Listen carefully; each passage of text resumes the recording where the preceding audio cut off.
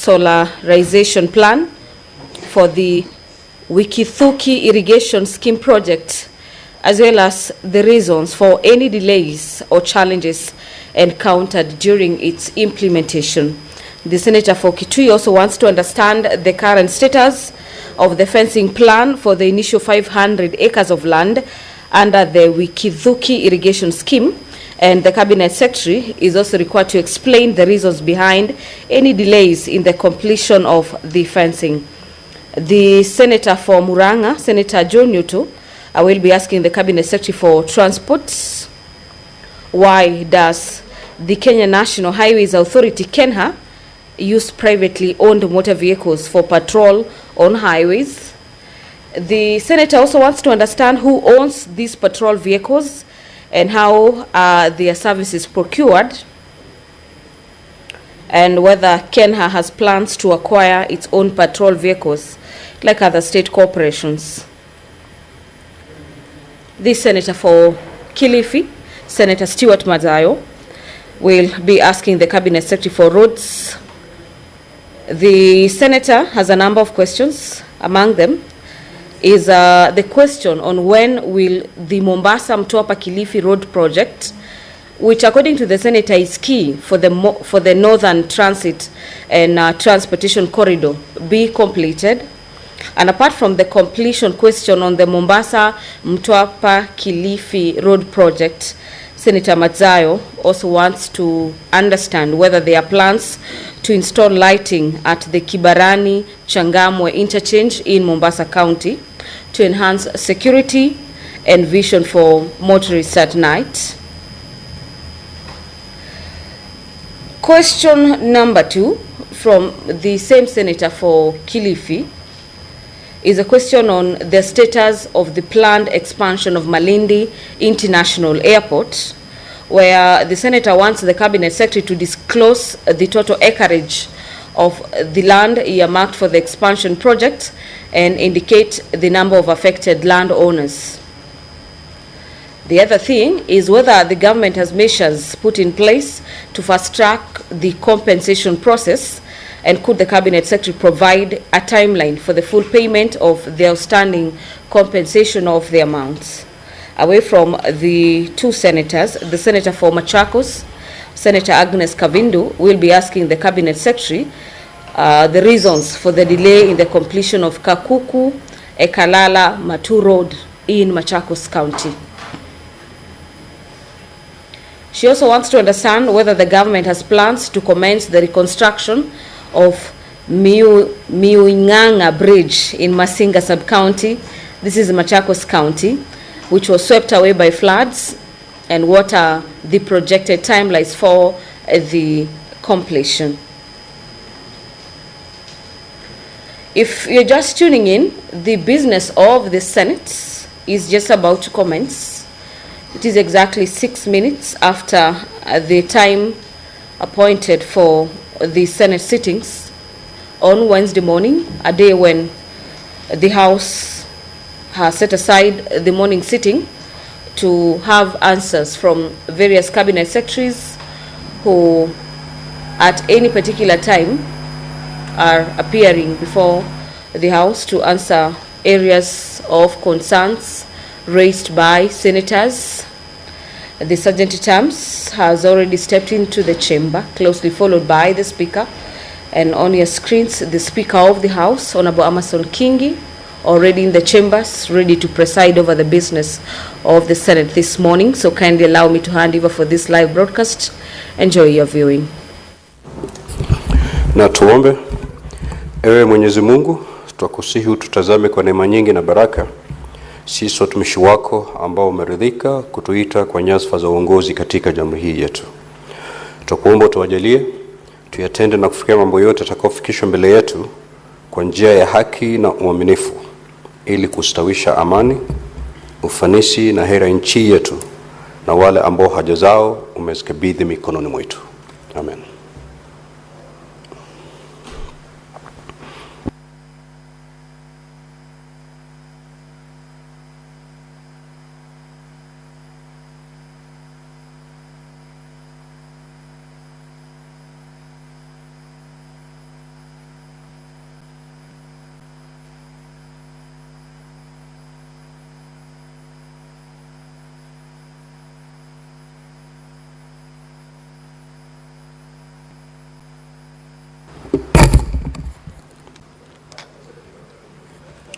Clerk, do we have quorum? Sergeant at Arms, kindly ring the quorum bell for 10 minutes.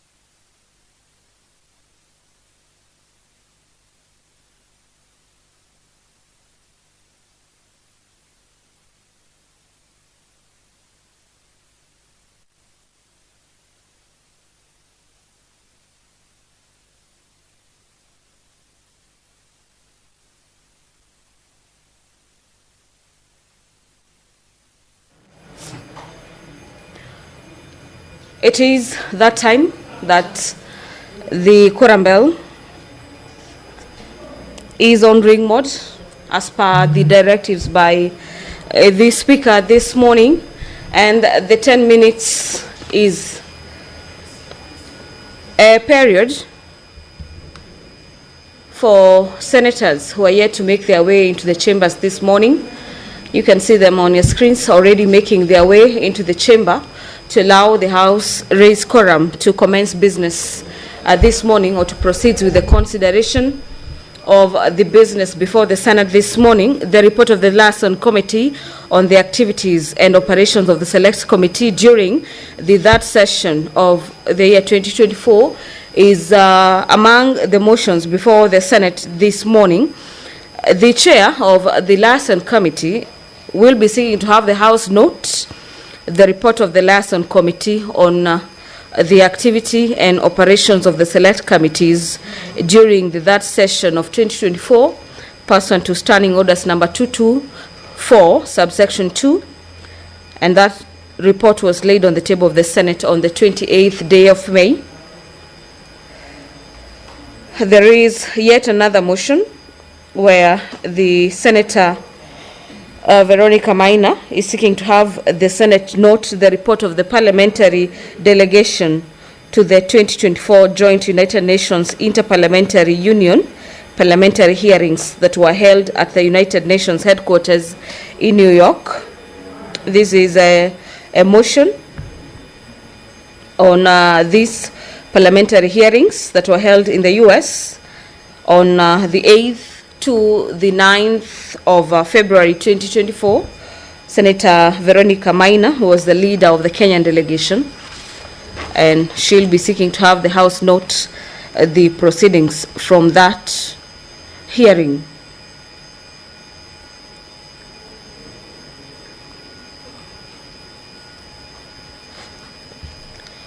The report of the proceedings of the parliamentarians' dialogue at the Africa Climate Summit that was held on the 23rd in the National Assembly chambers in Nairobi, Parliament buildings, between the 3rd to the 6th day of September 2023, is also lined up for consideration this afternoon, this morning.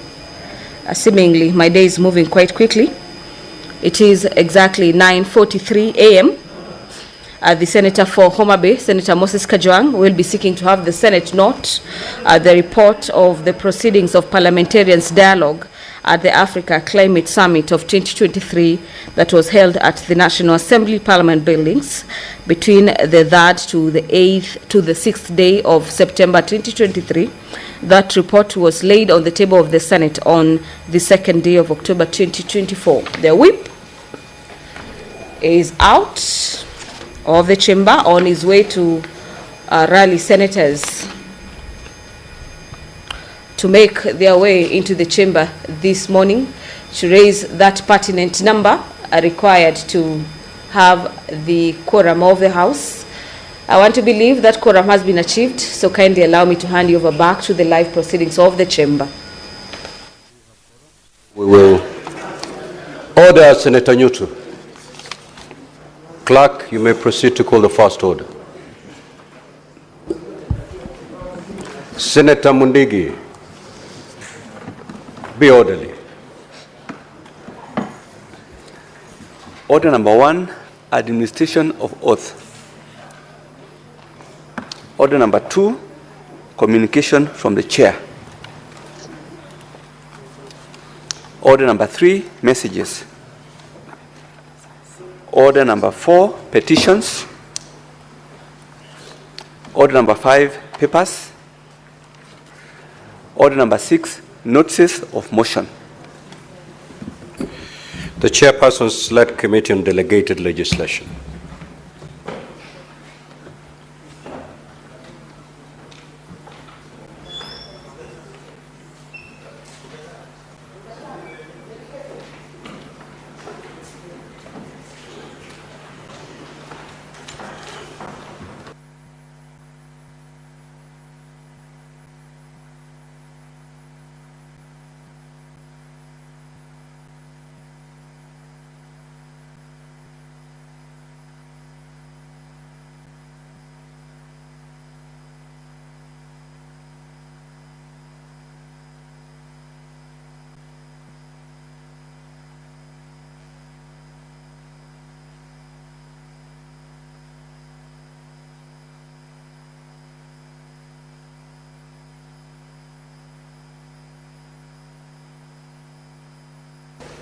Thank you, Mr. Speaker.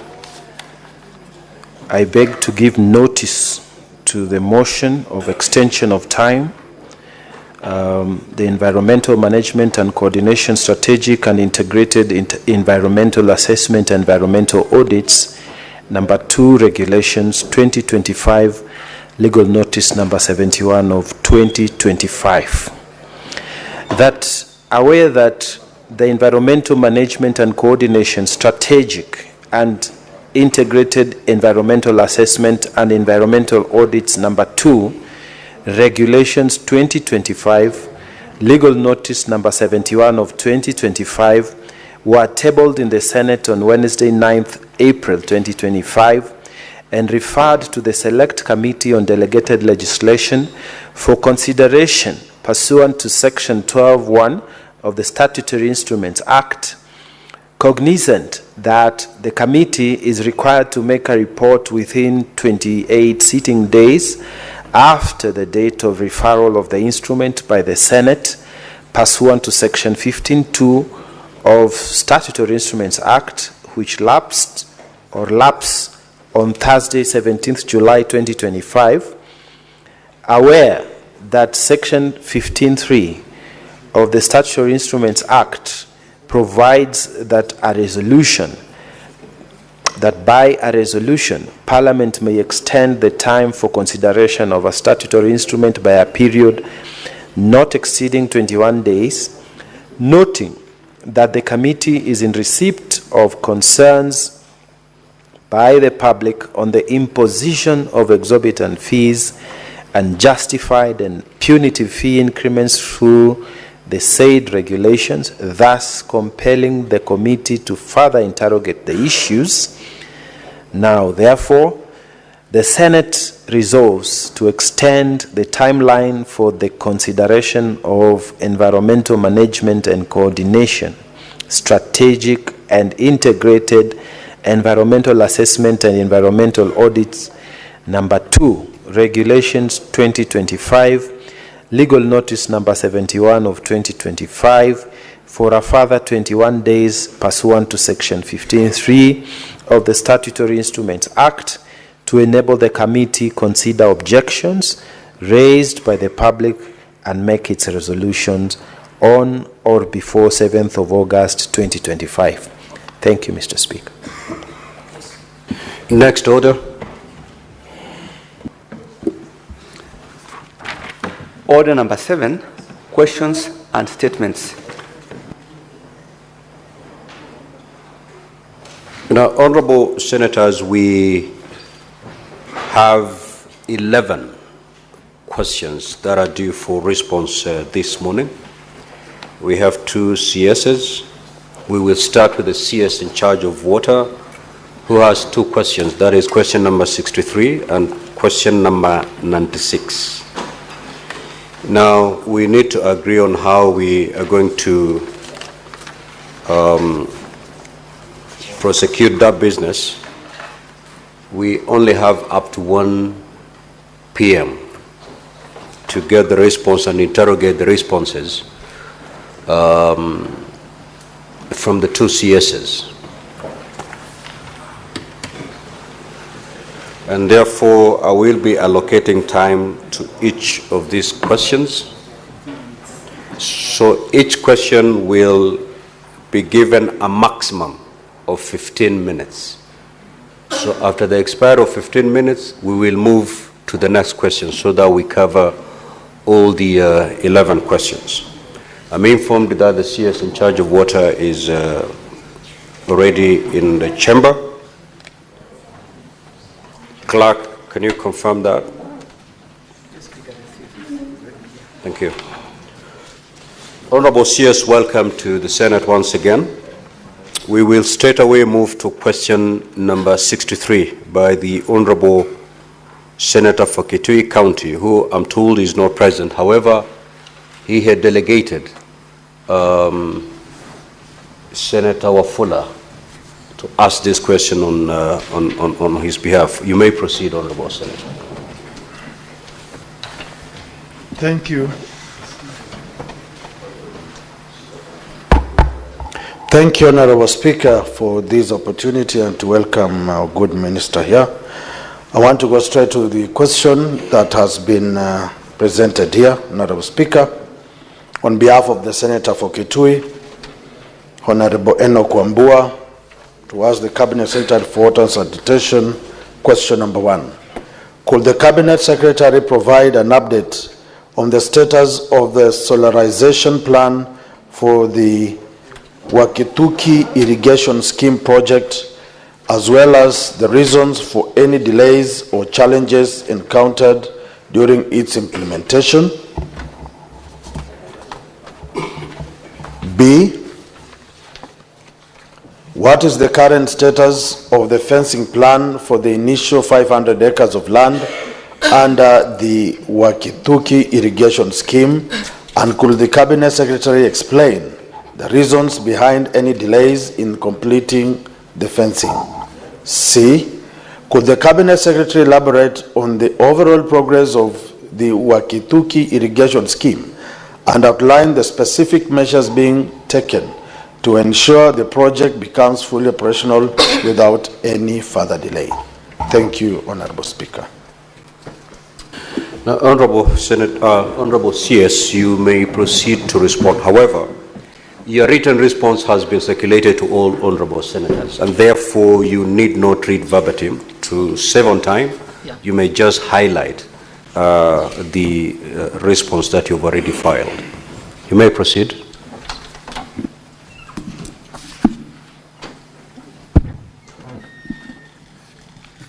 Honorable Speaker, honorable members, good morning. Thank you for the opportunity, Honorable Speaker, to address the House. And the question on Wakituki Irrigation Scheme is, the responses are on page 5 of the circulation. And just a brief background, Honorable Speaker and honorable members, is that Wikiduki irrigation scheme is in Seikuru, that is in Mwingi North constituency, Kitui County, and it was a project that was done in the year 2013 to 2017. The scheme was meant to cover approximately 1,000 acres, and the first 500 acres were completed, and there is mango farming in the 500 acres. The remaining 500 had suffered issues with power, but this was resolved by installation of transformers. Honorable Speaker, the main challenge here was the power bill. That is the O&M, operations and maintenance. And the bills were high because this was a pumping scheme. But NIA and working hand in hand with REREC have developed a concept note to solarize the irrigation scheme. And this partnership has done preliminary designs that will cost approximately 400 million to implement. The concept note, Honorable Speaker, has been submitted to the National Treasury for funding consideration. Honorable Speaker, on the B part of the question, where Honorable member asked about the status of the initial 500 acres of land, we can confirm, Honorable Speaker, that the Wikiduki irrigation scheme borders Kora Game Reserve, and this exposes it to human-wildlife conflict that is expected in such kind of scenarios. And to address this, the initial part of the contract allowed fencing of the first 500 acres, which was done, but because of other challenges of these has been vandalized. Some sections of the fence have been vandalized. And the remedy for that, Honorable Speaker, is that in the concept note that has been submitted to Treasury, fencing is part of that concept note. Part C of the question, Honorable Speaker and Honorable members, was to elaborate on the overall progress of the scheme and outline the measures being taken to ensure the project becomes fully operational. And Honorable Speaker, the plans to solarize the scheme as a long-term strategy that is aimed at lowering operation and maintenance expenses is on the way once funding is secured. But for long-term sustainability of the project, capacity building efforts are ongoing to empower irrigation water use associations, we call them IWA, to effectively manage and maintain the scheme.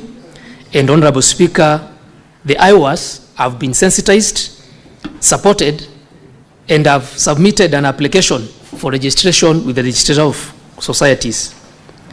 In terms of future, Honorable Speaker and Honorable members, I note that the scheme has the potential to irrigate approximately 10,000 acres through a gravity-fed system. However, this hinges heavily on the proposed upstream dam called High Gram Falls Dam, and that is the long-term strategy. Speaker, honorable members, I submit. Thank you. Honorable Wakoli, do you have any supplementary questions? If yes, you may proceed to ask. Thank you, Honorable Speaker. The questions have been answered adequately, and the budget estimates for the solarization process is quite enormous. I would just like our good minister to tell us, in the budget estimates that went through the other day, I don't know if the monies that you have under your ministry will allow you to proceed with a budget of 400 million, because I foresee a scenario where you will spend your office running resources to solarize this dam. Thank you, Honorable Speaker. Honorable CS, you may respond.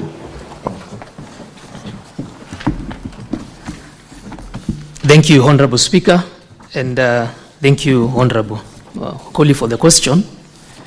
As I've indicated in my responses, Honorable Speaker, is that This program was done between 2013 and 2017. And the vandalism that has caused some sections of the fence to be damaged and the high electricity bills because of pumping system has necessitated the ministry through the agency responsible to develop a concept note. This concept note is at the Treasury. I owe it to the Honorable Senator to tell him that the concept note is at Treasury for consideration. So in case we get resources, and I'm hoping we get resources because this is very key, we can start actualizing the program. Thank you. Senator Seki. Thank you, Honorable Speaker.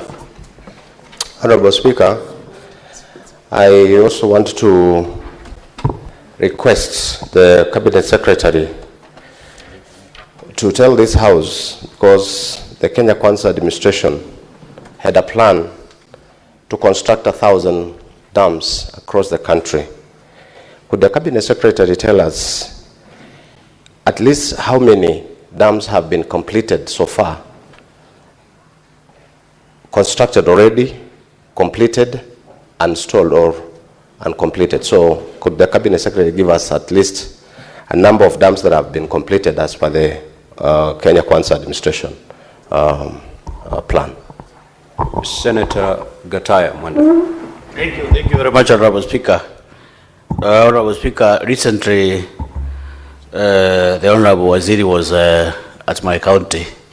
He was doing some inspection at a place called Kibunga. There is this water project called Gakimiki Kibunga Water Project.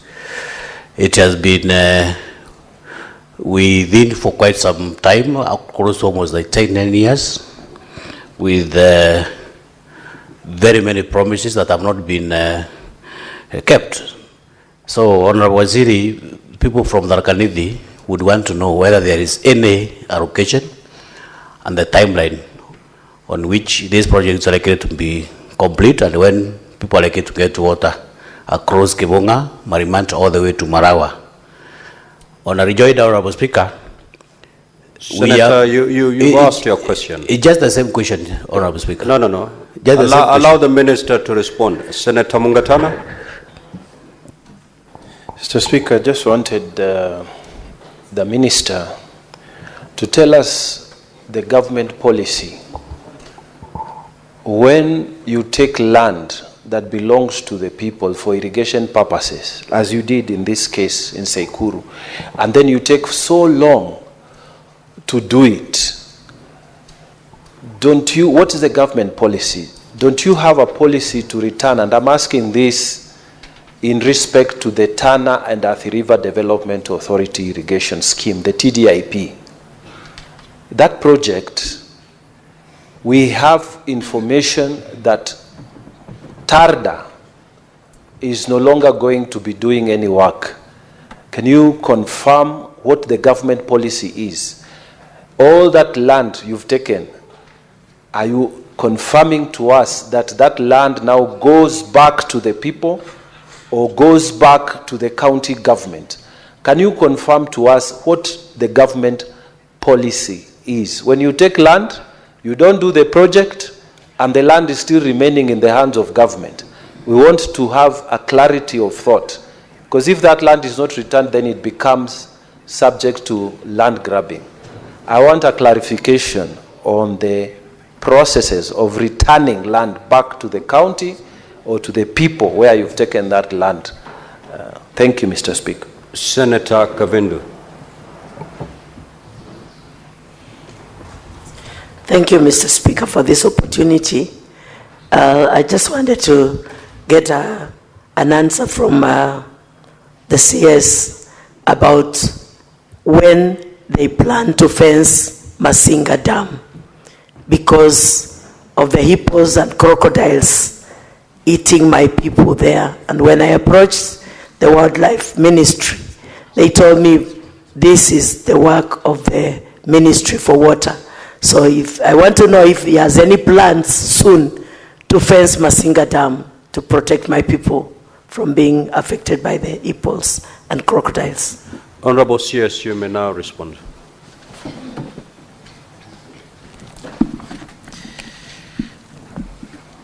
Thank you, Honorable Speaker. The first question was on the plan to do 1,000 dams to completion.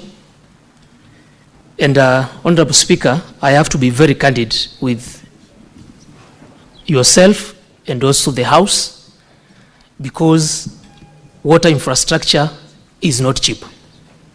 It is capital intensive. And when we talk about 1,000 large dams, most of them were scheduled to be implemented under public-private partnerships. And public-private partnerships means a proponent has to invest their money and recoup that money in a stipulated duration of time. Unfortunately, investments in water have not been very lucrative in public-private partnerships because our tariffs are not cost recovery. Specifically, 1 liter of water in the supermarket goes for between 50 shillings and maybe 100 shillings. Honorable CS, the question was very direct. Yes. How many dams have been completed so far? Say either 2, 10, then you move to the next question. Okay. We have some ongoing, Honorable Speaker, especially the large dams. We have Mwache ongoing, we have Dhwake ongoing, we have Uma ongoing, and these are some of them are suffering from financial challenges. So the answer to that is for large dams, we have not completed any of them. Small dams, I can provide a list, Honorable Speaker, so that I give a conclusive answer. Yes, yes. The question on Kakimiki Water Project. Kakimiki Water Project is meant to serve the areas of Marimanti all the way to in Tharaka constituency. And this project was complete 10 years ago, but the pipelines were on people's property. So the non-revenue water was very high. The program we have now, Honorable Speaker, and this is questioned by Honorable Gataya, is first of all to align the pipelines to public will-leaves to reduce the non-revenue water.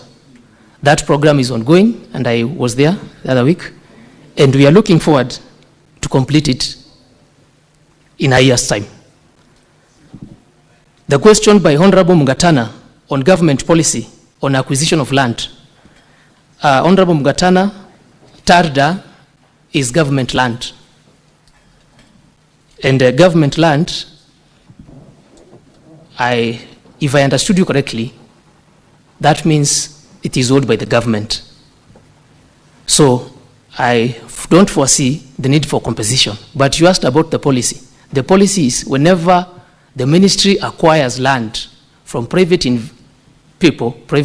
parcels of land, we go through the normal process of National Land Commission, where there is evaluation and then there is compensation.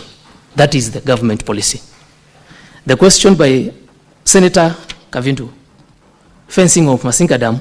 Masinga Dam is under the Ministry of Energy. And it is unfortunate for this. Thank you. Now, honorable senators, the 15 minutes allocated to these questions have lapsed. We will therefore move to the next question. Senator Kavindu, you have just been informed by the CS that Masinga Dam that is the question that has been answered. That Masinga Dam is under the Ministry of Energy. That is the response you've been given. How you treat that response, you know exactly how to go about it. So let us move to question number 96 by the Senator for Embu County, Senator Alexander Mundegi.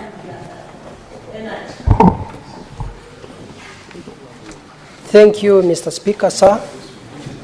I, Senator for Embu County, Senator Alexander Mudigi, to ask the Cabinet Secretary for Water, Sanitation and Irrigation.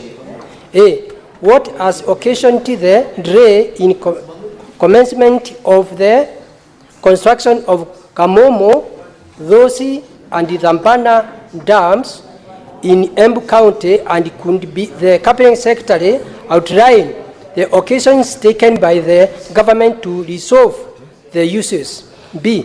Could the Cabinet Secretary also outline the measures in place to fast track implementation of these dam construction projects and provide timelines for completion of each dam?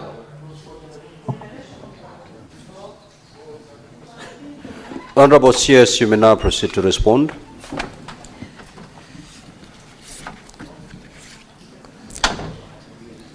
Honorable Speaker, in response to the question by Honorable Mudigi, Kamumu Dam is a zoned high rockfill dam that is 60 meters high, 725 meters long, that will store approximately 22 million cubic liters. This project is expected to cost approximately 6.65 billion Kenya shillings. And the project was developed by Tana Waterworks Development Agency. There was an expression of interest on the same in December 2020 under the financing, under the model of engineering, procurement, construction and financing.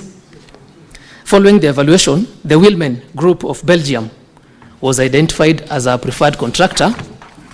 However, Honorable Speaker and Honorable Members, the project could not commence due to the high cost of financing proposed by the contractor.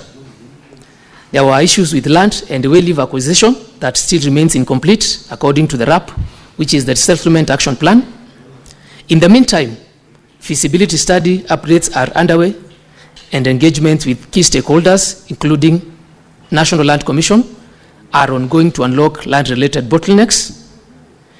And the project is part of the some projects on the pipeline for under PPP framework. Honorable Speaker, in Dhosi Dam, which is a zoned also rockfill structure, 84 meters high and around 332 meters long, is expected to have a storage capacity of around 23 million cubic meters. The project is meant to do some irrigation, domestic consumption, and produce up to 5 megawatts of power, and the approximate cost is around 9 billion. The status is the project was advertised in 2023, and a PIP, privately initiated proposal by a level group company, was submitted by an investor for implementation under the design, build, finance, operate, maintain, and transfer model. Despite the progress, there have been delays that resulted from the complex due diligence processes that are associated with PIPs, particularly technical and financial analysis, appraisals, and also alignment with regulatory and fiscal frameworks. The land acquisition process, that is including RAP, has also not been finalized. And to mitigate these challenges, the ministry has reviewed and validated the submitted designs, initiated interagency coordination to fast-track evaluation, and this is also scheduled under the PPP project pipeline. Honorable Speaker, Dambana Dam, at the confluence of River Dambana and Rupingazi, is designed to be 40 meters high, storage capacity of around 27 million cubic meters, and is expected to supply water for domestic and also do some irrigation to around 24,000 acres and generate 1 megawatt of power at a cost of around 22 billion. Conceptual design was completed in 2023 by the ministry, and an expression of interest was again issued in August 2023, and accepted also the same month. However, the proponent did not submit the mandatory deposit fee required under the PPP regulations of 2022 for PIP proposals, prompting the ministry to initiate a fresh process. The second part of the question, Honorable Speaker, was to outline the measures in place to fast-track implementation of these dams, construction projects, and provide timelines. Honorable Speaker, Kamumu, Doshi, and the Mara Dams projects in Embu County, the Ministry has put in place several mitigation measures aimed at resolving the outstanding issues. The measures reflect also our commitment to deliver the critical water infrastructure while maintaining transparency and aligning with the national planning framework. Kamumu Dam is currently being finalized through a cabinet memorandum for consideration and approval, and the memo seeks to secure high-level policy direction and unlock requisite financing to allow for prompt implementation. And in recognition of the time that has lapsed since the initial due diligence activities, the agency, which is Tana Waterworks Development Agency, has commenced the process of updating the due diligence report to ensure accuracy and relevance of the technical and financial documentation. On Doshi Dam, which has already been advertised and for which a PIP has been submitted, the Ministry continues to engage with the PPP Directorate and the National Treasury to expedite the evaluation process and secure timely approvals. On Dambana Dam, following the proponent's failure to meet the mandatory deposit requirement under the PPP Act of, the Ministry has initiated a fresh procurement process. In the meantime, the project has been formally included in the fourth medium-term plan. Engagements are ongoing with other prospective investors who had previously expressed interest in the project. And Honorable Speaker, the exact construction timelines of these three key projects, as asked by the Honorable Senator, will depend on the conclusion of the outstanding procurement, financial, and other statutory processes. Honorable Speaker, honorable members, I submit. Thank you. Senator Mundigi, do you have any supplementary questions? If yes, you may proceed. Thank you, Mr. Speaker. My question to the Cabinet Secretary: is it possible for Cabinet Secretary to advise or to tell people of Embu County whether there is any money in this budget of 2025 for those three dams? Because Cabinet Secretary knows water is life and life is water. And about farming in Embu County, we are trying to motivate youth and others people for farming, and better south and better north. Animals are dying, people are dying because of lack of water. And about farming, we are farming mogoka, and the farmers, they cannot progress without water. Honorable CS, you may respond. Honorable Speaker, thank you for that question. As I've explained, is that the three dams are in the pipeline for the public-private partnerships, and the resources we have in the current financial budget, we have a small allocation, not specifically for those three, for all dams that require review of appraisals, because to go to PPP, you need to have preliminary concept designs and to do project appraisals. So, Honorable Senator, Honorable Speaker, we have a small allocation for these kind of studies in the budget. Thank you. Senator Kinyua. Thank you, Mr. Speaker. The Cabinet Secretary, you remember for the World Water Celebration Day, you came to Tegethi, Matanya, and you launched a project, Tegethi Water Project. I'm just asking, how far is it now? Because when you came, you brought in pipes and other gadgets that are related to water, but immediately you left, the pipes followed you thereafter. Please, where is the status of that project? Thank you, Mr. Speaker. Senator Fernandez. Thank you, Mr. Speaker, sir. Mine is to find out the status of the construction. I know the design and of Keben Dam is to find out what is the status of the Keben Dam in Nandil sub-county, because we have waited too long, Mr. Speaker, for that project to take off, and whether there is availability of funds to construction and completion of Keben Dam in Nandil sub-county, Nandi County. I thank you, Mr. Speaker, sir. Senator Chute.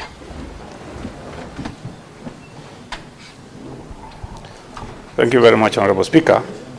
Honorable Speaker, the CS was talking about concept note and also availability of funds.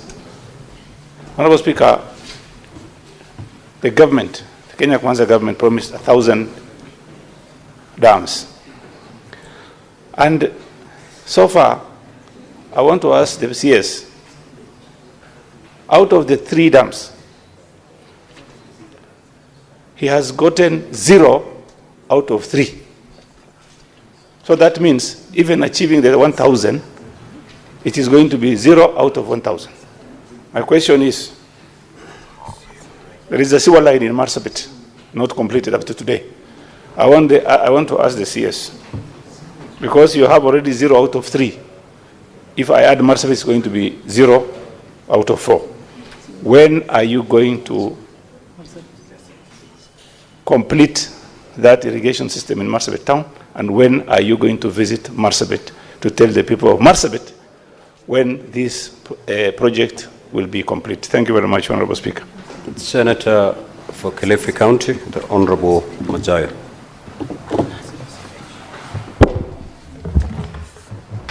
Asante Mheshimiwa Spika. Nataka kumuuliza waziri wa maji.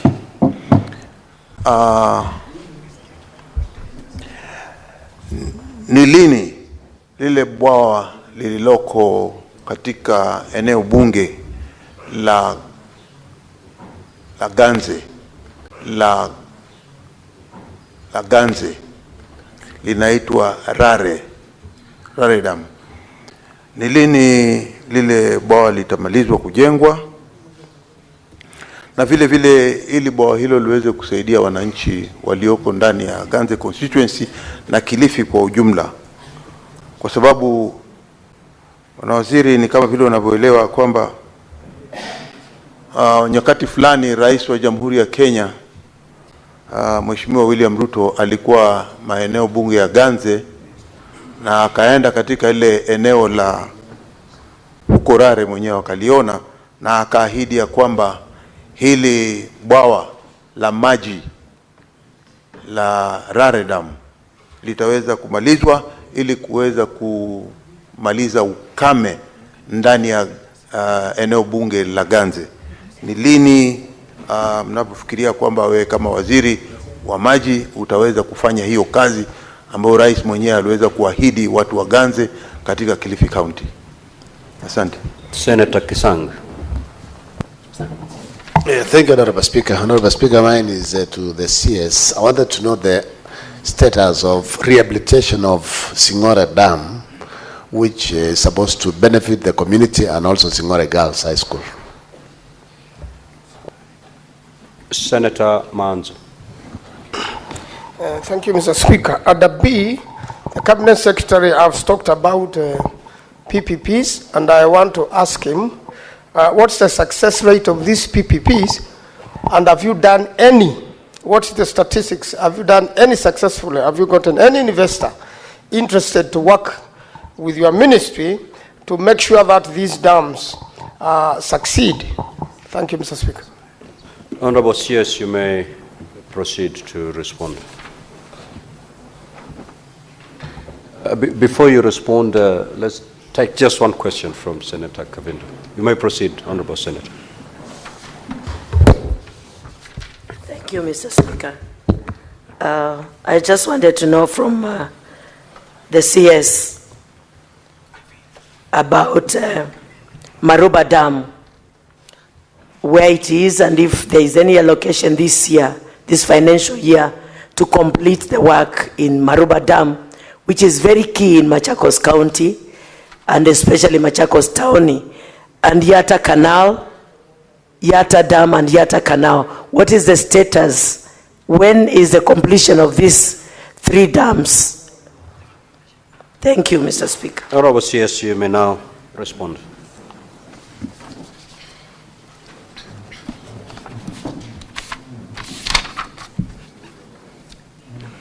Thank you, Honorable Speaker and Honorable Members, for your questions. There was a question on Tigivi water project. I am aware of that project. If the Senator can allow me, Honorable Speaker, to give you a detailed status on that, I would really appreciate, because I know the finer details is required, especially on that kind of a small project of water supply. Please. The question by Senator Cheregei on Kebendam. Senator Cheregei, Kebendam is a key project in Nandi, and we have already advertised this dam under EPCF. Evaluation is ongoing. We already have a consultant who is doing this, and this is in the progress of taking shape. EPCF projects take time, especially in evaluation and procurement. There's a question by Honorable Chuchi on the 1,000 dams. And this is what I've explained, that the speed which we expected the uptake of PPPs in water, this also couples with the question from Honorable Manzo, has not taken off. However, we have done a diagnostic analysis on how to make water projects, especially high-intensive, capital-intensive infrastructure, feasible to the ministry. And this has been a challenge that we are working to resolve. Because, as I said, our cost recovery tariffs are not in place. The question on Masabit sewerage, I know that is ongoing and it has taken time, and that you're right. Allow me to give a detailed brief on the status of this. There's a question on Rare in Ganze. Ganze, I know that the challenges we have of water in Kilifi County specifically, and this also couples up with the, because we share a common water resource from Baricho that comes to Kilifi, it also goes to Mombasa. This challenge will be resolved. Apart from doing the Rare small dam, when we complete the master plan in Mombasa of Moache, so that we stop the water that comes from Baricho at Kilifi, so that it is shared in Kilifi, Malindi, and Mtwapa. So, on Rare, I can give you a detailed brief exactly on the same. There is a question on that has really come to the attention of the ministry, and this has come more often to the ministry, on Maruba Dam, which is in Machakos. Maruba Dam is one of our national urban programs that we are running as a ministry, and the infrastructure has been done. The pending problem is land composition to the people of Maruba. And I answered that question again in this house, because we're in the process of NLC, the National Land Commission. Those are the people who evaluate and give us the amount to be paid. So the allocation we require here from the ministry is, from the government, is to start paying these people in piecemeal. Senator for Kilifi, you do not rise on a point of order again as the CS. So allow the CS to conclude. I will give directives on the issue you've raised about Rare. Proceed, Honorable CS. And to confirm to Honorable Kavidu that because we don't have the entire money to pay the people of Maruba, we plan to acquire those pieces of land in piecemeal. First of all, you start with the sections where the actual works will be going, because the remaining section will be the impoundment area that will be flooded.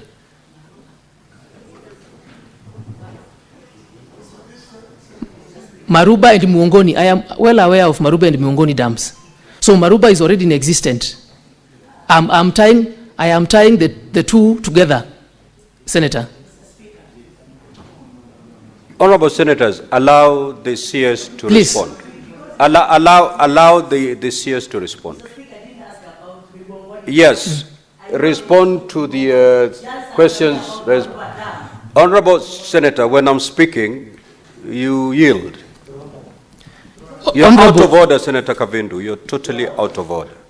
Honorable Speaker, the issue of Maruba and the issue of Mongoni Dam are in the same vicinity.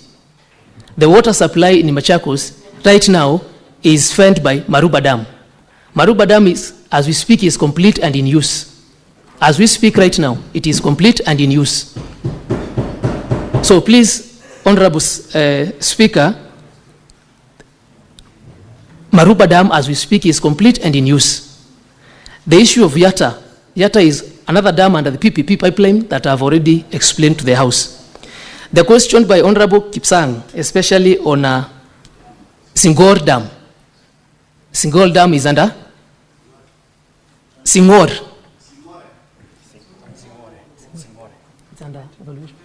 It is under procurement as we speak. And also the question by Honorable Manzo on the status of PPPs and whether we have some that have taken place. We have some under irrigation, but on dams, we are not yet to secure any of them to completion. Thank you.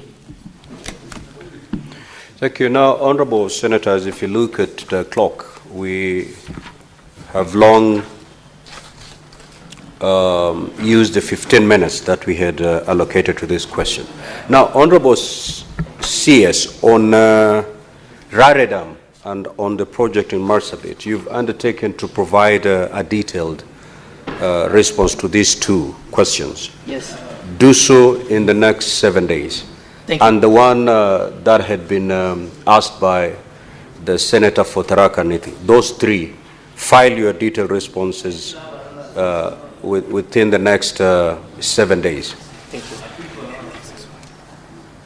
Honorable CS, we have come to the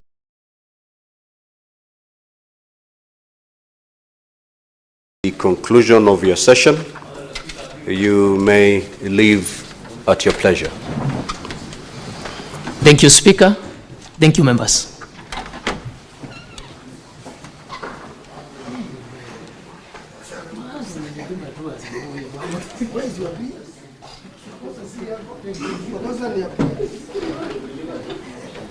Now, Honorable Senators, as we usher in the CS in charge of roads and transport, allow me to make this communication.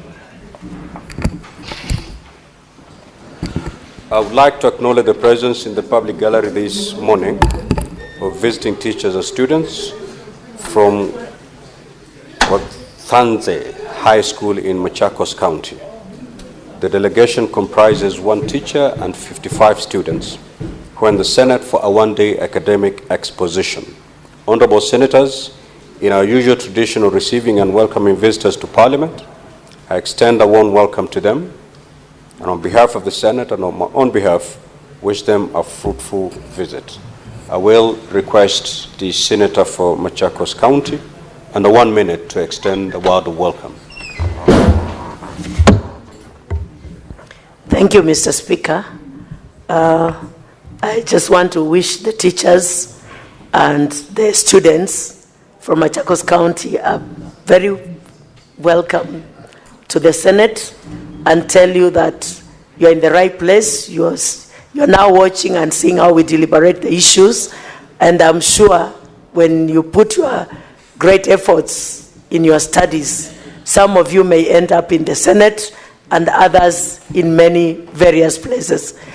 May God bless you as you have your day at the Senate today. Thank you, Mr. Speaker. Thank you. Clerk, kindly usher in the CS in charge of roads and transport.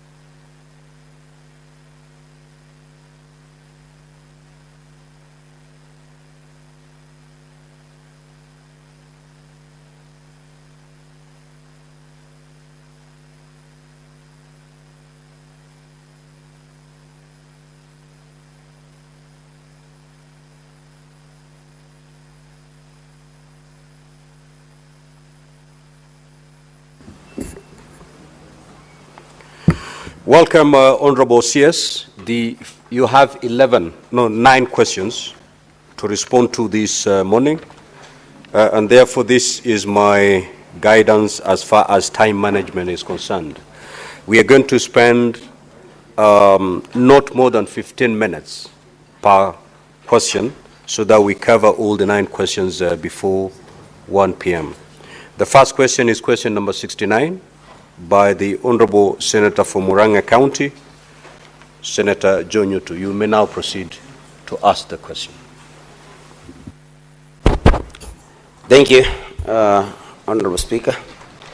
My questions to the CS is A, why does the Kenya National Highways Authority, KENHA, use privately owned motor vehicles for patrol on highways? B, who owns these patrol vehicles and how are their services procured? And C, what plans does KENHA have to acquire its own patrol vehicles like other state corporations? Thank you, Mr. Speaker. Honorable CS, you may proceed to respond.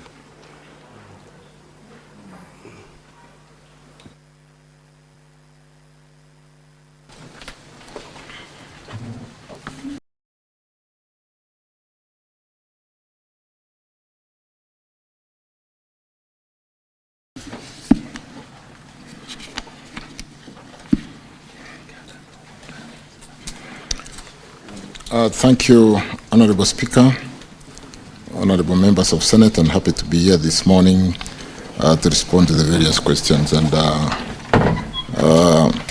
let me respond to the question by Senator for Tharaka-Nithi, Senator sorry, is that?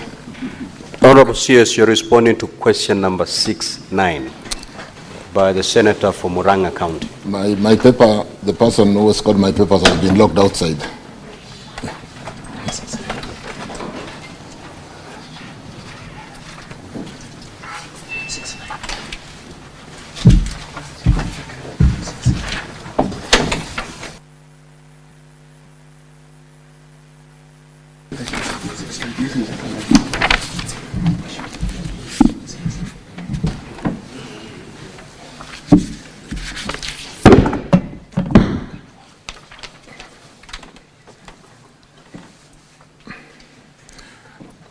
Sorry about that, Honorable Speaker, Honorable Joe Nyoto, member, Senator from Murang'a County. And let me straight away go to the answer to the question on KENHA and the specific question, why does Kenya National Highways Authority use privately owned vehicles for patrol on highways? Who owns these patrol vehicles? And what plans does KENHA have to acquire its own patrol vehicles like other state corporations? Mr. Speaker, sir, I beg to respond. The Kenya National Highways Authority, KENHA, utilizes privately owned motor vehicles as it outsources road maintenance works through performance-based contracts. Under these contracts, Honorable Speaker, members, particularly on critical roads such as Thika Road and the Nairobi Southern Bypass, the scope includes regular road patrols to monitor compliance with traffic regulations, rapid response to include to incidences and breakdowns, protection of road infrastructure including street lighting and guardrails, immediate assistance on motorists in distress. The arrangements, Honorable Members, Speaker, ensures efficient maintenance while enhancing overall road safety. And on the patrol vehicles that are owned, the patrol vehicles are owned by performance-based contractors who are basically assigned the contracts on the performance-based contracts. In terms of maintenance contractors who are competitively procured in compliance with the Public Procurement and Assets Disposal Act 2015 through the open tender method. Honorable members, on the final question, the authority does not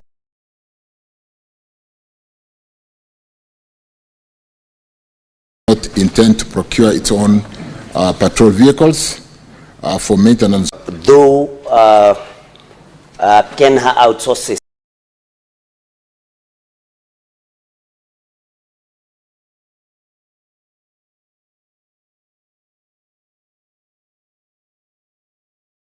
its road maintenance services, it's not very clear from the response why Kenha officers would use privately owned motor vehicles, because this is not a road maintenance. So, and was there any cost-benefit analysis done before this particular decision was made? Because, of course, government needs to save resources. Are we saving by using privately owned motor vehicles? Because my understanding is that there's a difference between road maintenance and patrol. The question, Honorable CS, was about the patrol vehicles. Because again, you realize that if sometimes motorists do not even know who is stopping them, because these are privately owned motor vehicles. So I think we may need to see clarity on that. And I think that is the only question that I have. And it also touches on your response on C, because we need to know, is the cost-benefit analysis has it shown that we are better off, we'll save state resources through privately owned motor vehicles and not motor vehicles owned by the corporation? Thank you, Mr. Speaker. Honorable CS.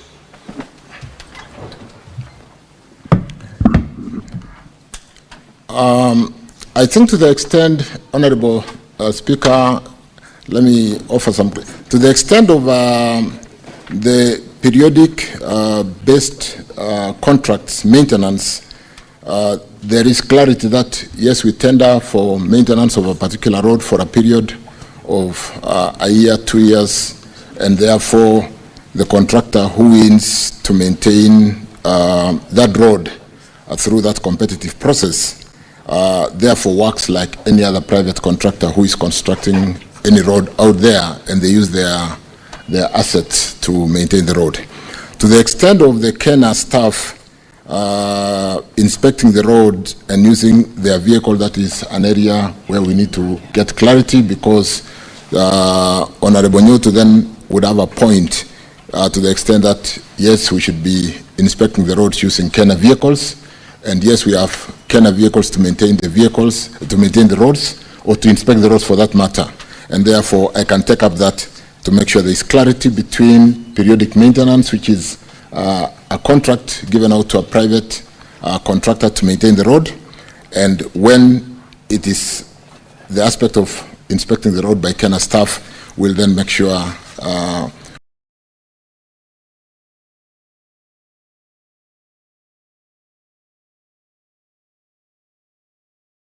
we pay attention and confirm the concern raised by Senator Nyoto that we should have enough vehicles, if that is not the case, to inspect the works in the various roads. I thank you.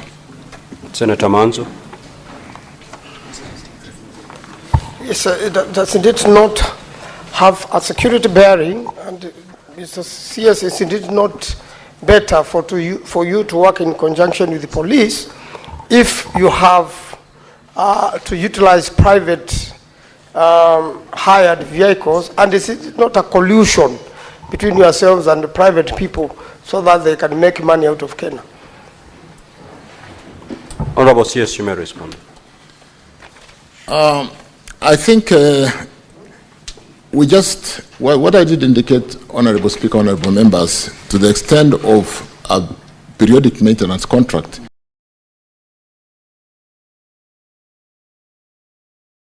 is a private contract like any contractor. You don't expect them to use Kenya vehicles.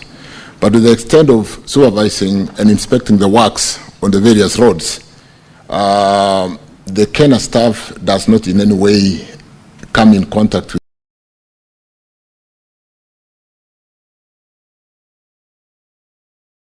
the road users to the extent of really wanting to be discreet, because they would just be inspecting the works done by the periodic maintenance contractor.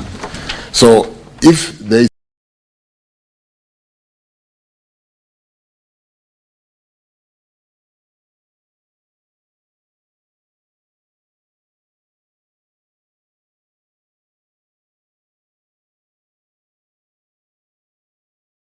been a case where our staff in Kenya are not properly facilitated with their vehicles. That is a case which I said I will take it up, but it shouldn't really be a problem inspecting roads using Kenya's assets or using Kenya's vehicles, and I undertake to follow up that, Honorable Speaker, Honorable Nyoto.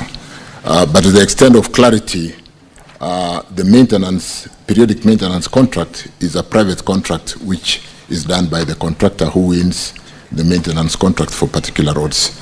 But the concern raised by the Speaker, by Honorable Nyoto, I'll take up to the extent that there is a claim of lack of proper facilitation and staff could be inspecting the roads using their private vehicles. I thank you. Honourable Senators, will now move to question number 70 by the Senator for Kilifi and the Minority Leader, the Honourable Stewart Mazayo. Honourable Senator, you may proceed to ask your question. Thank you, Mr. Speaker. Mr. Speaker, I would like to ask my friend, the Minister for Roads,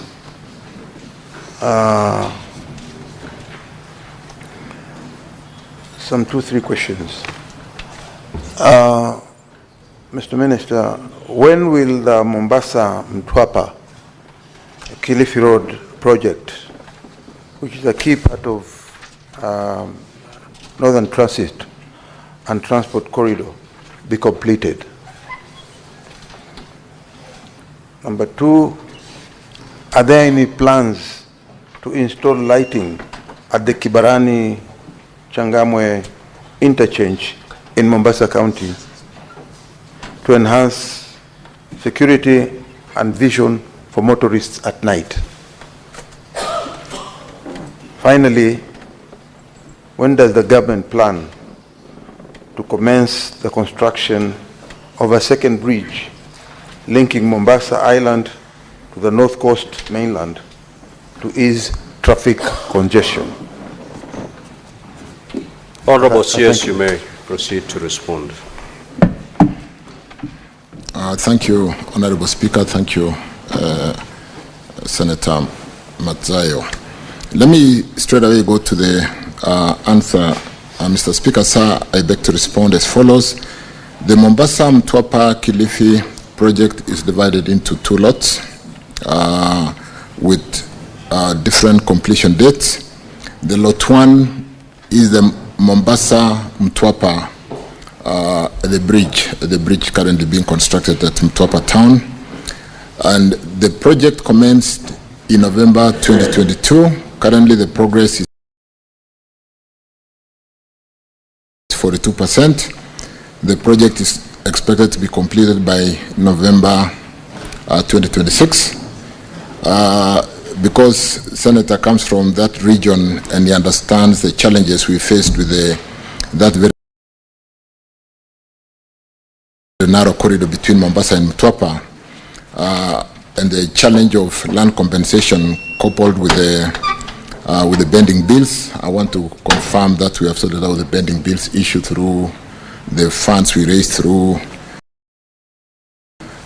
selling our 7 shillings for securitization by a bankruptcy remote SPV, and therefore we are fully compensated, or we are fully compensating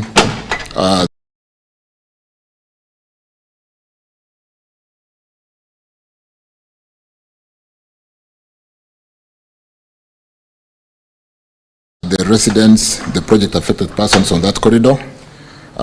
The compensation could be going on, but all the money has been released to the National Land Commission, and therefore the slowed project, including compensating the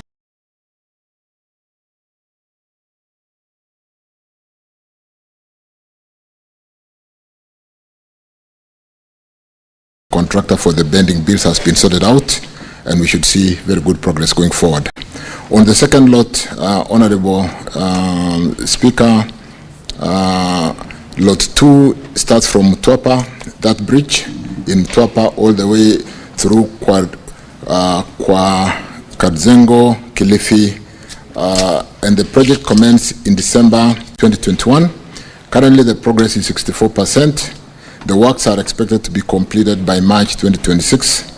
The project experienced a delay due to challenges with land compensation equally, and like I said, the issues of compensation is a story of yesterday. We have sorted out the pending bills issue. A National Land Commission is currently in the process of compensating the project affected persons, and we'll be able to even finish that corridor through Mtwapa town. The current contract includes the installation of street lights from Makupa roundabout to Kwa Chomvu interchange. Implementation is scheduled to commence in June 2025, which is just about now. And on the third question, the ministry through Kura is undertaking a PPP project for the second Nyali Bridge, which is still at preliminary stage. But let me hasten to basically say, with the road infrastructure works going on in the coast region, we really need to finish that Nyali Bridge so that connectivity with the works that has been done in Mombasa, in Kwale and Kilifi can basically seamlessly connect that great city of Mombasa or the coast region. I thank you. Honorable Mazayo, if you have any supplementary questions, you may proceed to ask.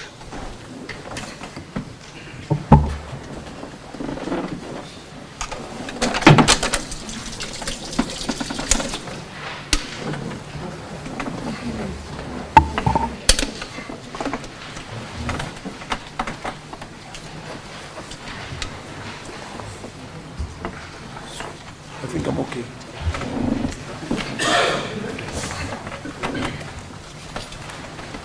No,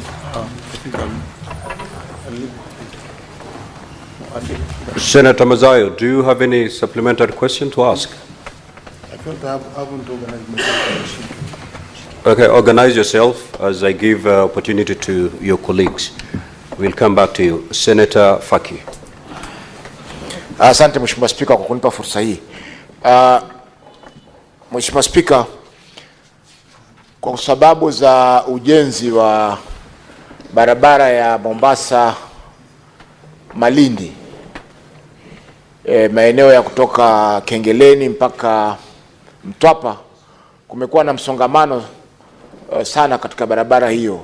Hivyo basi magari mengi yanapita na Links Road kupitia Nyali ndio yatokee Bamburi Nyali Center yakielekea Kilifi na Malindi. Mheshimiwa Spika, barabara hii katika maeneo ya Quickmart imekuwa donda sugu kwa wakazi wa Mombasa na wakazi wa Kilifi. Kuna vidimbwi vya maji pale ambavyo kila kukinyesha inakuwa ni vigumu magari kuweza kupita. Hivyo basi utapata mara nyingine msongamano katika Links Road mpaka maeneo ya Shell petrol station.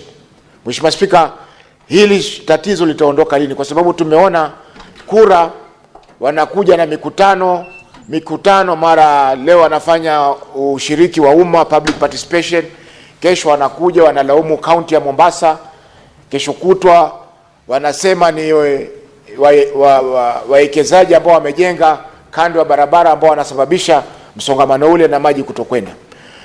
Mheshimiwa Spika, jambo la pili, hizi taa katika barabara ya Causeway ni aibu kwa Mombasa Mheshimiwa Spika, kwa sababu mtalii akishuka katika uwanja wa kimataifa wa Moi kuna mataa pale, lakini akianza kuingia mjini Mheshimiwa Spika ni giza tupu. Wale wakataliwa mara ya kwanza ambao wanaingia Mombasa Mheshimiwa Spika, wakiingia pale wanajiuliza, je, tuenda kwenye mji ama tuenda kwenye msitu? Asante Mheshimiwa Spika. Senator Manzo. Yes, Mr. Speaker, the CS has talked about PPPs in relation to construction of the bridges. What are your statistical successes, and the foreigner partners or whoever private partners willing to partner with you? What are the success statistics you have of successful PPPs in your ministry, and especially in relation to the bridges? Honorable CS, you may respond.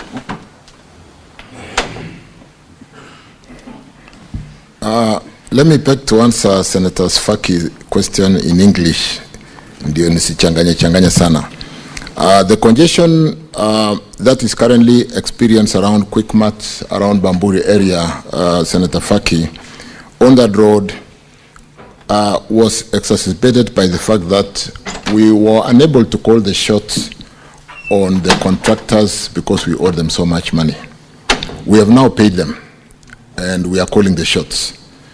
I have visited the road severally, including when the president went to inspect that road, to the extent that just around Bamburi nature trail there, the corridor has been very congested, and to the extent that the slip roads could not even be done because we needed to compensate for the corridor to move the wall out after compensating the project affected for Eastmen, project affected persons by Eastmen.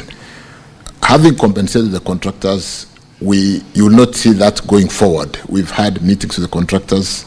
I've just come from a meeting this morning, and we will easen the traffic. We will accelerate the construction and finish that road very quickly. There is no reason why the Mtwapa to the lower part towards Kilifi is basically complete, except for the Mtwapa bridge and the corridor around there, the small section that has not been tarmacked.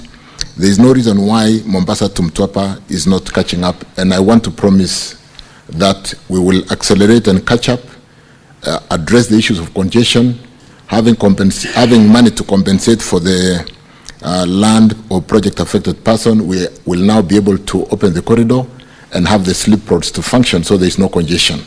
Because we were constructing on a corridor with no additional space because we had not paid the project affected persons. But with the money now being available, I want to assure this House that that will be a problem of the past, sorry, and you'll see us calling more shots to make sure the contractors do what is right now that we have paid what is due to them, and we expect them to basically be facilitative so that those traffic congestions we have witnessed are eradicated, but also bring the project completion much sooner than was expected with the delays due to non-payment because of pending bills. On the causeway, I was in a meeting not very long ago between the contractor Victoria Construction Company, who is on that section, with the governor from Mombasa, Abdul Swamad, and we need, you know, the lights were pulled down when the construction started, and with the construction being completed now,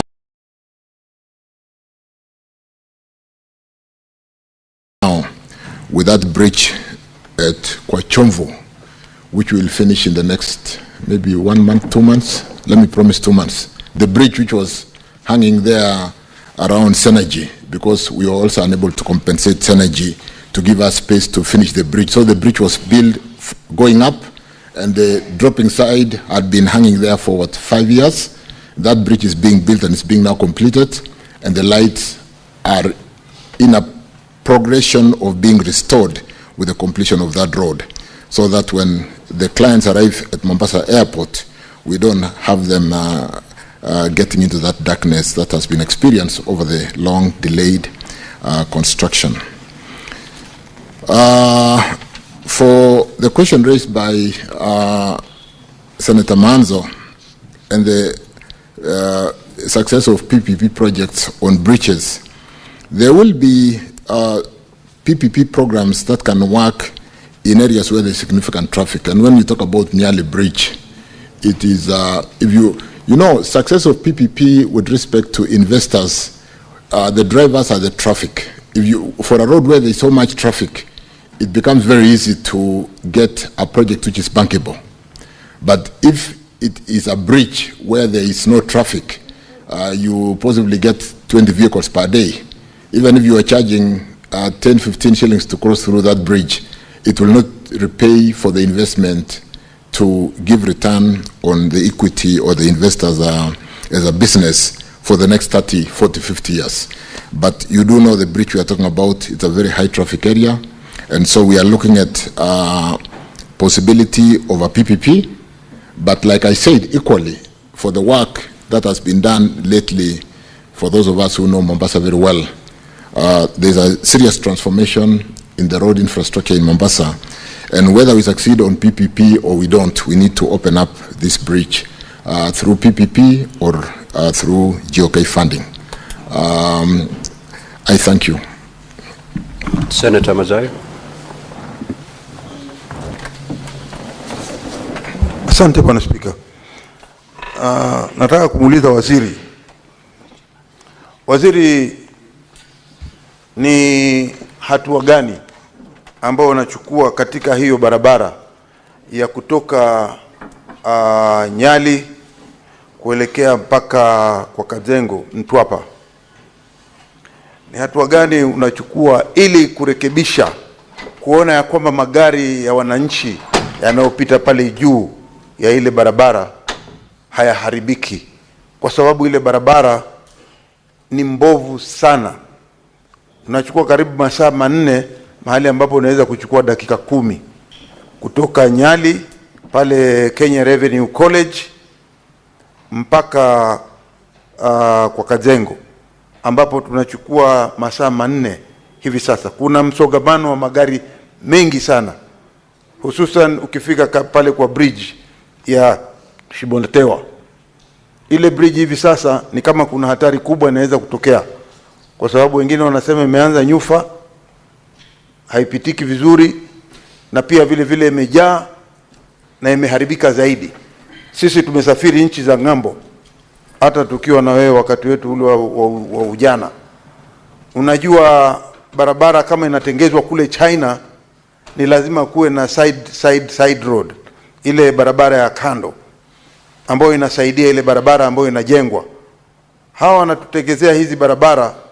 Je, wizara yako inachukua hatua gani hivi sasa kuona ya kwamba zile barabara zinatengezwa kando ya barabara ile ambayo inatengenezwa na pande zote mbili, ili wanaokuja kutoka Mtwapa kuenda pande za Mombasa ama kutoka Mombasa kuenda pande za Kilifi?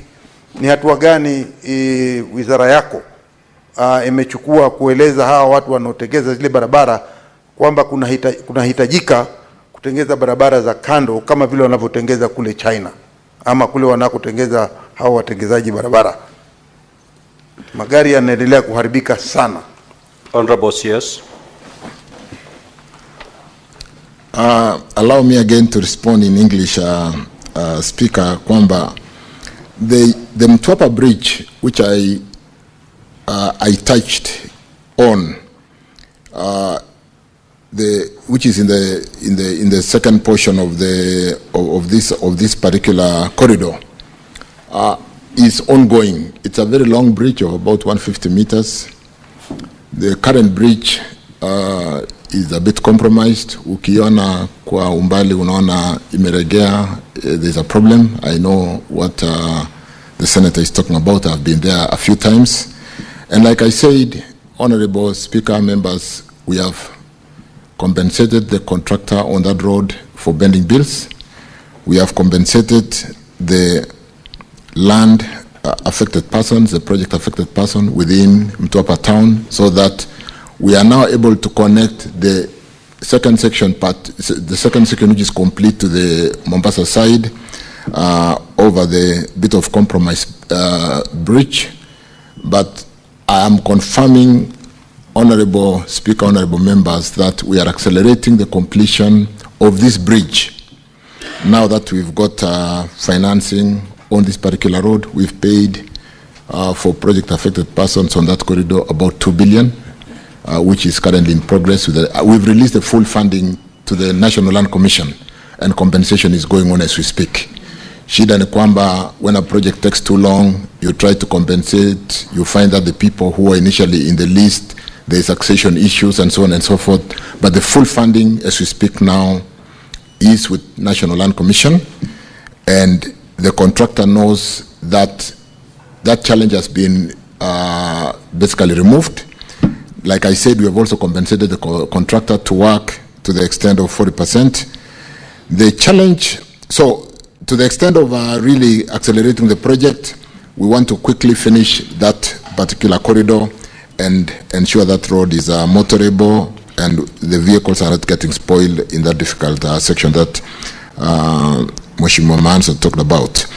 With respect to the service roads, sometimes as a developing economy, it becomes very difficult to buy land from land users, possibly demolish houses which have been built very close to the road to build a service road.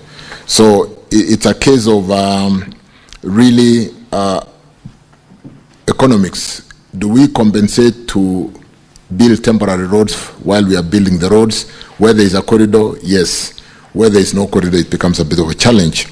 But allow me for the programs running in Mombasa with the expedited payments or the eastern payments to accelerate the connector between the Mombasa side and the Kilifi side through this Mtwapa bridge very quickly and ensure that we do remove that challenge in a very short time. Because the challenge for a long time was the bending bills and the very slow work that was whatever. With respect to slip roads, which have also been designed, and I will seek to have possibly a more closer meeting with the senator to show him the design. There are slip roads around through Mtwapa town. What we have done now is just to compensate for the inner corridor to move waugazaji, the wafanyabiashara wadogo, so that we can build the main corridor. But there are slip roads, and because we now have money, we are compensating and we'll have slip roads through the town. The challenge was, because we were not able to compensate them, you would not actually know that they are slip roads. But when you see the designs, we've designed with slip roads, rather service roads, along the main corridor. So we've compensated earlier on through exchequer release some 73 million shillings to get access to build the main corridor. The slip roads, we've now gotten money and we are compensating to do the service roads, which are parallel to the main road. And you will see that, and I can spend some time with Senator Manzo to show him the design, the fact that we have compensated for the main artery, and we are now compensating for the service roads through the town. I thank you. Senator Faki, you certainly cannot raise on a point of order again in the CS. What is your intervention? My first part of the question was not answered. The problem is on the Links Road, where we have a pool of water next to the Quick Mart supermarket, directly on the road. And even if you go there right now, you will see that pool is still subsisting.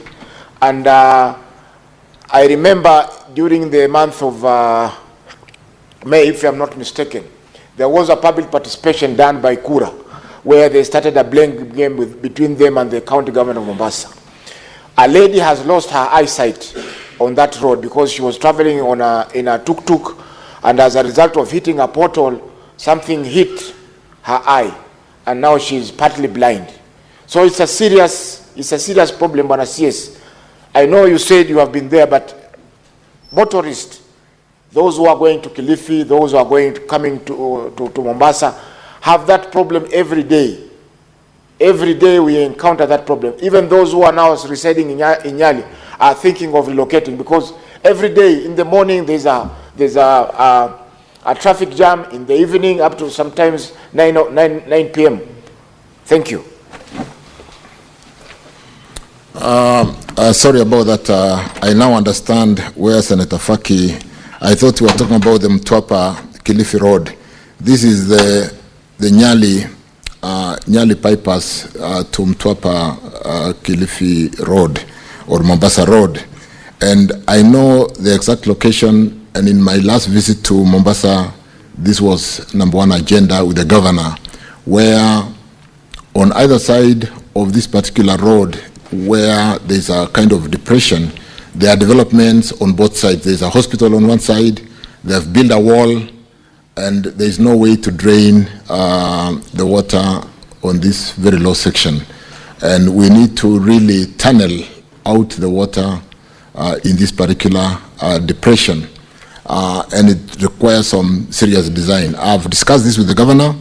We are discussing with the land users how to get access to be able to get drainage out of that very low section. And then, yes, I'm aware it's a Kura project. I was talking about the Kena on the main highway. And let me undertake to follow up what Kura has done on this particular one. But it was more of the city plan to basically allow for development without drainage pathways. And therefore, it's one thing that if you are to think about a quick solution, you'll need to be pumping out water because you need to push water up and then look for a channel out. But we need an access to be able to develop a drainage from that low section. And then therefore, yes, I'm aware of that. We've discussed with the governor, and I will pick it up with Kura to see how far we are, Honorable Speaker. Thank you, Faki. Asante. We now move to question number 85 by the Senator for Kilifi. You may proceed to ask the question.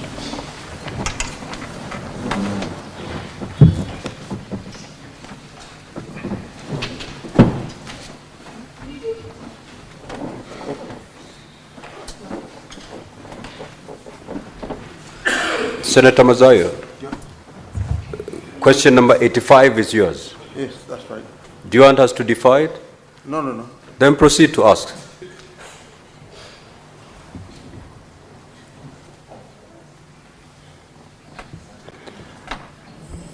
Bwana Waziri, na imani ya kwamba unaelewa vile nitakavyokuuliza maswali haya, hususan ni kwamba yanahusu Kilifi County. Je, Bwana Waziri, kwa barabara na uchukuzi, unaweza kueleza ni hali ya hisia ya ya upanuzi wa uwanja wa ndege wa kimataifa wa Malindi? Vile vile, Waziri barabara na uchukuzi, nataka kuuliza, unaweza kufafanua jumla ya ekari ya ardhi iliyotengwa kwa ajili ya mradi huu wa upanuzi, na pia kueleza idadi ya wamiliki wa ardhi watakao athirika? Vile vile, Waziri, nataka kukuuliza, je, serikali imeweka mikakati ipi kuhakikisha kwamba wamiliki wa ardhi watakao athirika na upanuzi huu wanalipwa fidia kwa haki? Na je, unaweza kutupea takwimu ya idadi ya wamiliki wa ardhi waliokwisha lipwa fidia hadi sasa pamoja na kiasi walicholipwa? Mwisho, Bwana Waziri, je, serikali imechukua hatua gani kuhakikisha mchakato wa ulipaji wa fidia? Na wewe kama Waziri wa barabara na uchukuzi, unaweza kutoa ratiba ya malipo kamili ya fidia zote ambazo bado hazijalipwa mpaka hivi sasa? Honorable CS, you may proceed to respond.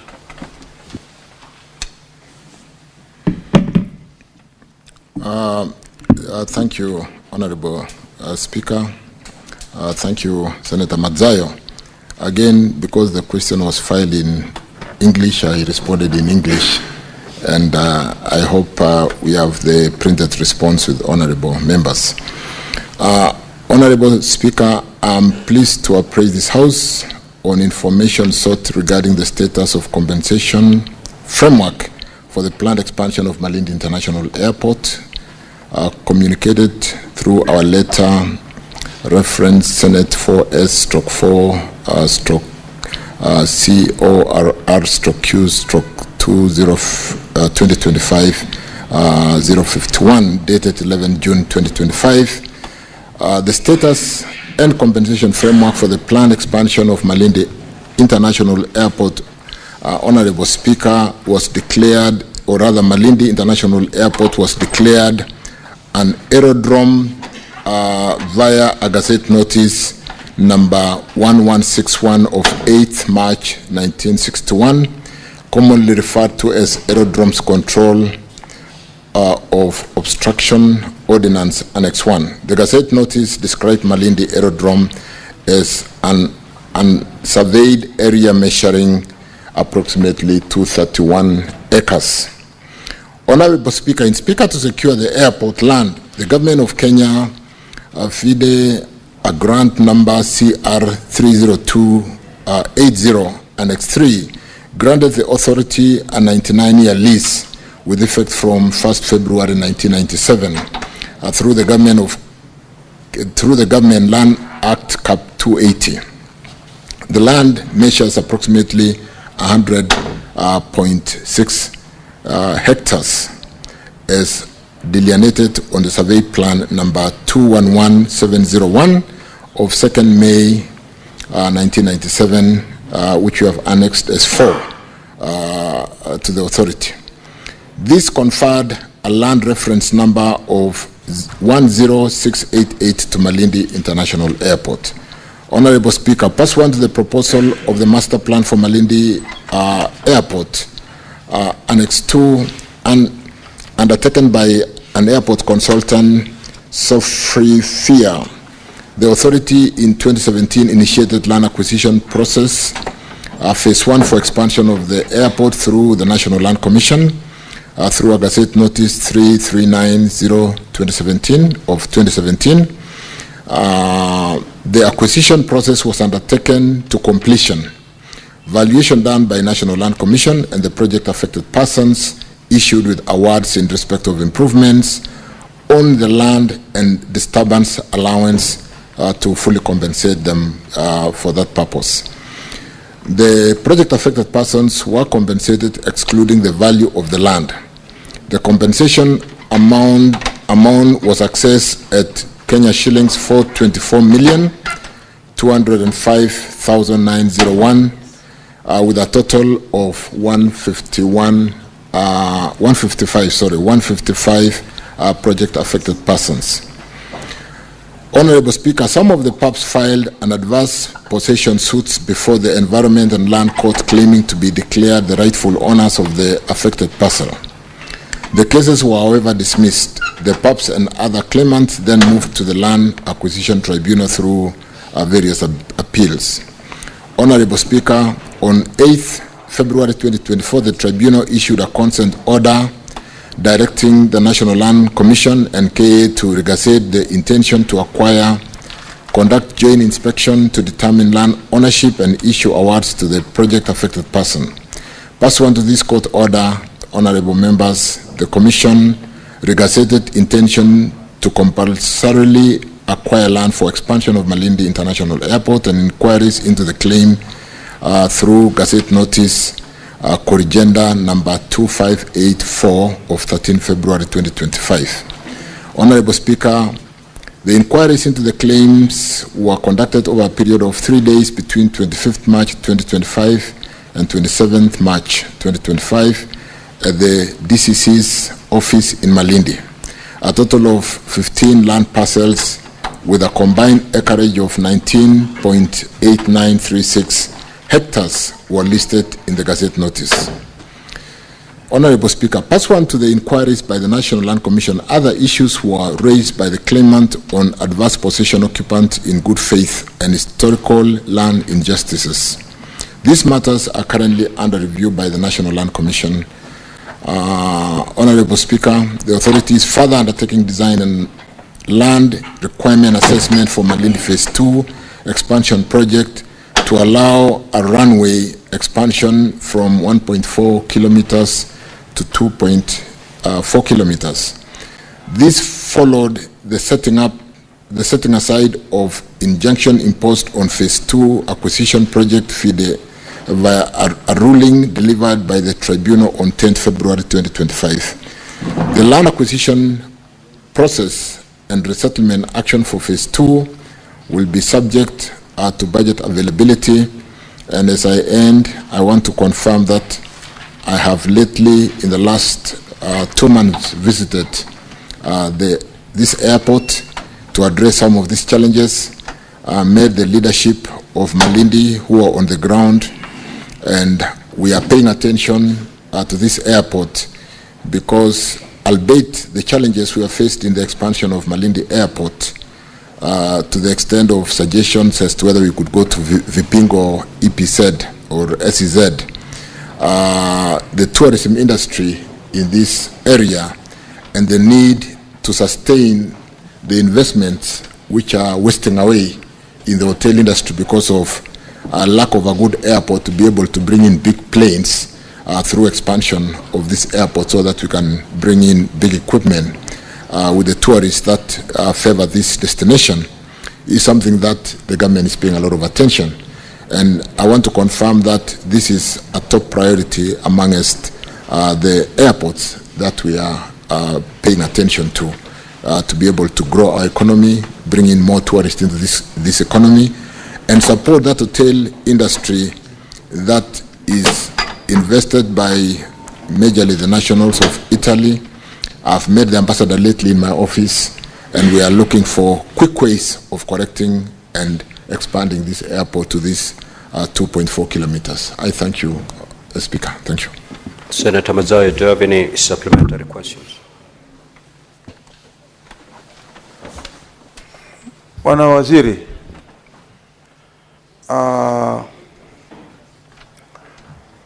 nilikuwa nataka kuuliza kwamba uwanja huu wa ndege wa Malindi ni uwanja wa zamani sana. Hata ulikuwa zamani kabla hata Kisumu Airport haijatengenezwa. Lakini kitu cha kushangaza ni kwamba mpaka hivi sasa ukisikia inaitwa Malindi International Airport, hata wewe mwenyewe unajua, ukija kule kama kwa holiday ama weekend, unapata ya kwamba kiwanja kile hakiko katika status ya Malindi International. Na haya yote yameletwa na kwamba wizara yako imesusia ama imekataa ama haifanyi juhudi zozote kuona ya kwamba wale wawekezaji, kuna wawekezaji kama kina Flavio Biatore ambao walikuwa wako tayari kupanua hicho kiwanja katika mipango ama mikadirio ya wewe ya wizara yako na wale walioko tayari kutoka Italy kupanua kile kiwanja. Nataka kujua ni kwa sababu gani wizara yako kufikia hivi sasa imeweza kukataa hawa wawekezaji kupanua hichi kiwanja. Na vile vile nataka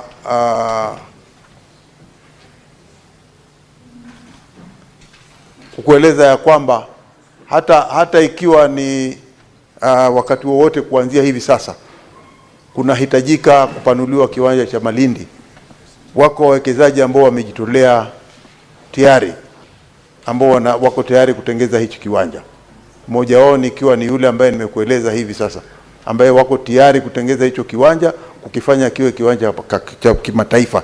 Je, unaweza kueleza kwamba hawa wawekezaji wameweza kufanya mikakati ama ushirikiano gani na serikali ama na wizara yako ili kuona kwamba kiwanja hichi kimeweza kupanuliwa kikawa kama status ya wale watu wengine kama Moi International ama Kisumu International, tupate ikiitwa Malindi International, inaitwa Malindi International kikadirifu ama vile inavyotakana kuitwa.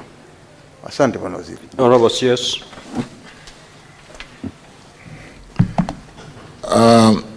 I think I'd, in my supplementary answer, I touched on the supplementary question being asked by Honorable Matsayo, and I confirm and agree that what Mheshimiwa Matsayo, Senator Matsayo has raised is true.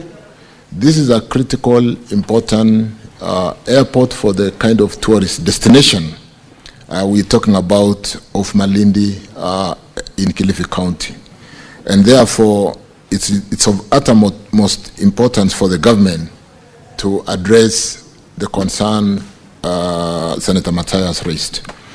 The challenge in Malindi is not the infrastructure development. It has been more on the getting the runway expansion. On the front side of the Malindi is a very high population that has been very expensive to resettle, but that we must resettle if we are going to expand this airport, and we are going to do that. The other challenge is a road on the other side where the airport would cut through the road, the Mombasa-Malindi road. And so we're paying a lot of attention. We rely on tourists as a major GDP contributor into our economy. I think, Honorable CS, the question was, there are investors, private investors, who are willing to put their money in the expansion of Malindi Airport. But your ministry seems not to be in sync with these investors. What is the problem? That's what the Honorable Senator has just asked. And the straight answer, which maybe I'm not coming out very clear, is the project affected persons. What investors will not do is to do land compensation. And we do not wish to basically concession the 1.4 kilometers. We want to expand to 2.4 kilometers.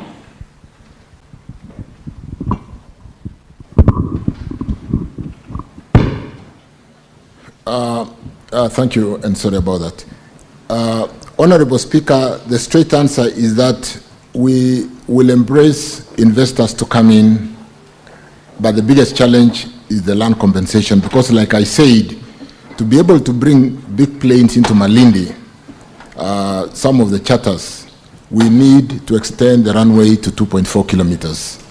And that is the primary challenge. If we were to concession the airport and give away to an investor to rebuild Malindi Airport at the current 1.4 kilometers, we will not have corrected the challenge. We need to expand the runway to be able to land the big planes.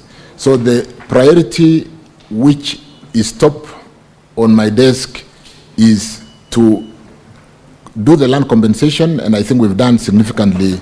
We are doing significantly well. Like I said, I just visited that airport not very long ago, I think in the last 3 months, and I met the leadership on the ground, and the aim of the visit was to address the question of expansion of the runway, so that putting up a modern building is not a big challenge.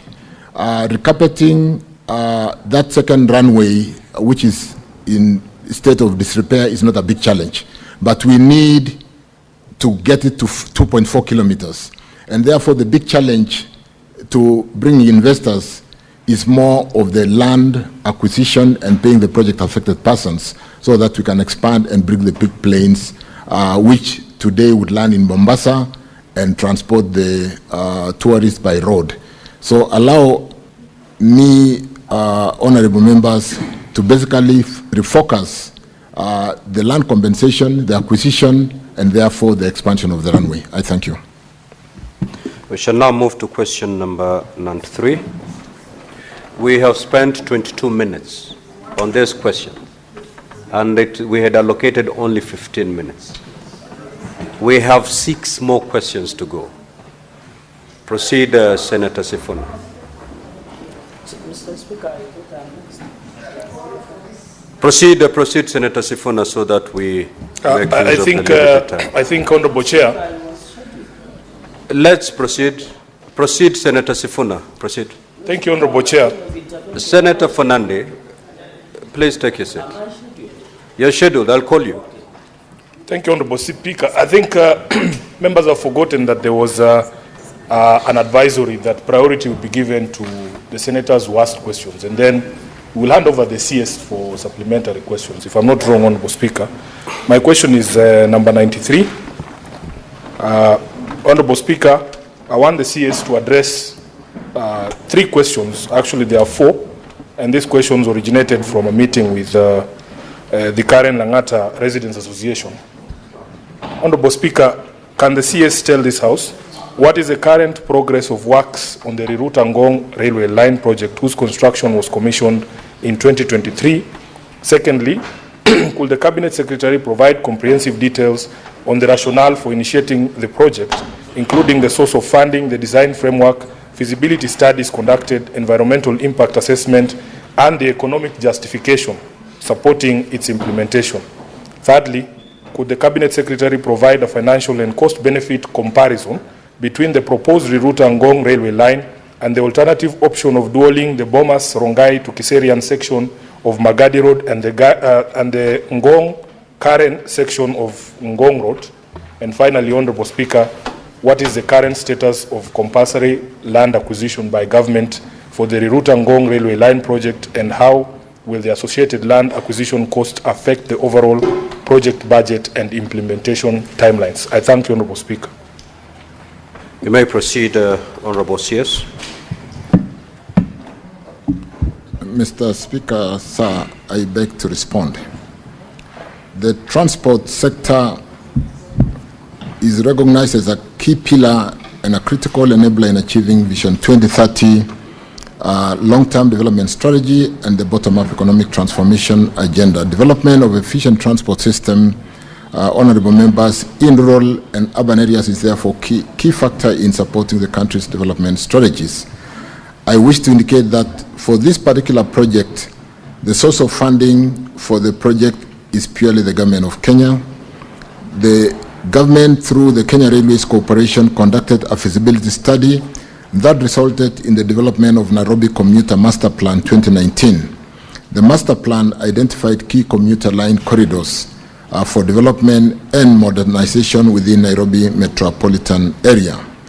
The key identified corridors forming the core network are Kikuyu Limuru, which is currently existing under the meter gauge railway, Riruta Thika, which also exists today with a meter gauge railway, Lukenya, Kitengela, Konza, also existing, Jomo Kenyatta International Airport, which is proposed, Embakasi Village, which is existing, and Riruta Ngong under implementation from Riruta to Ngong. Riruta Ngong commuter line, which will be linked to the revitalized Nairobi railway station, is also one of the commuter lines identified as critical transport infrastructure under the prioritized integrated transport system for decongestion of Nairobi metropolitan area. The rationale, honorable members, behind preference of the commuter rail over land transport is that commuter rail is for mass transport, and therefore the carbon footprint is what we all desire today.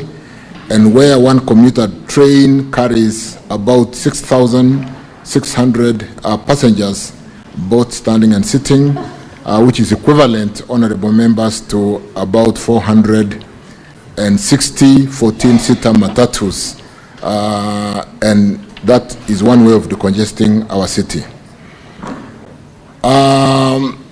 I have just indicated where you can get that master plan, and in today's time of technology, if you go to that site, you'll be able to see the master plan. I wish to indicate, honorable members, that for this particular project, the source of funding, like I've said, is purely the government of Kenya. Mr. Speaker, sir, as regards environmental social impact assessment study, the same was conducted in line with the Environmental Management and Coordination Act 1999. Attached herewith is Annex 2 is a copy of NEMA's license number NEMA/EAI/PSL/35081. I also wish to add that the project is being implemented under the engineering procurement construction basis, with an independent consultancy for design, review, and construction supervision in place.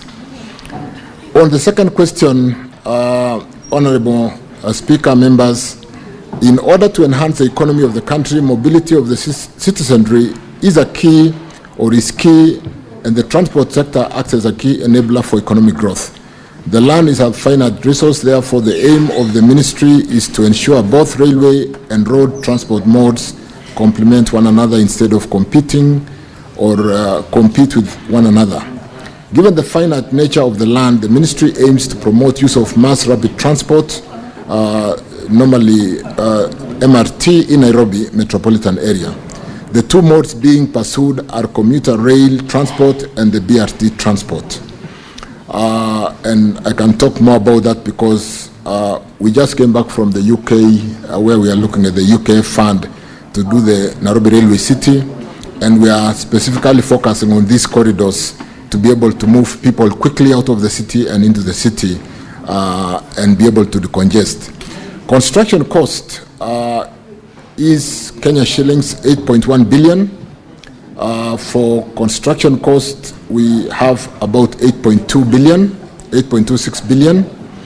Land acquisition will cost us 2.8 billion. We are acquiring land in very expensive areas through that current corridor. Land acquisition cost, including protection, relocation, and existing utilities, as I've indicated there, will be significantly expensive. On the next question, on what is the status of the compulsory land acquisition, Honorable Speaker, Chair, the total length of Riruta Ngong commuter line is approximately 13 kilometers. The ownership of the section traversed by the proposed railway line, we have given a schedule attached, and the length of the railway track ownership of the land and so on and so forth, I've captured there 2.4 kilometers with Kenya Railways as available corridor. We don't have to, we already have that. 0.55 kilometers is with Kenya Forestry Service, and we need to acquire wayleaf. 0.3 kilometers is with the Kenya National Highway overpass across the Southern Bypass. 4.55 kilometers is with Kenya urban roads that we need to be able to share jointly. 1 kilometer is with Kenya Broadcasting Station, and which we need to acquire. 0.9 kilometers is with the National Academy, National Police Academy, and which we need to then acquire. Fortunately, that is intergovernment.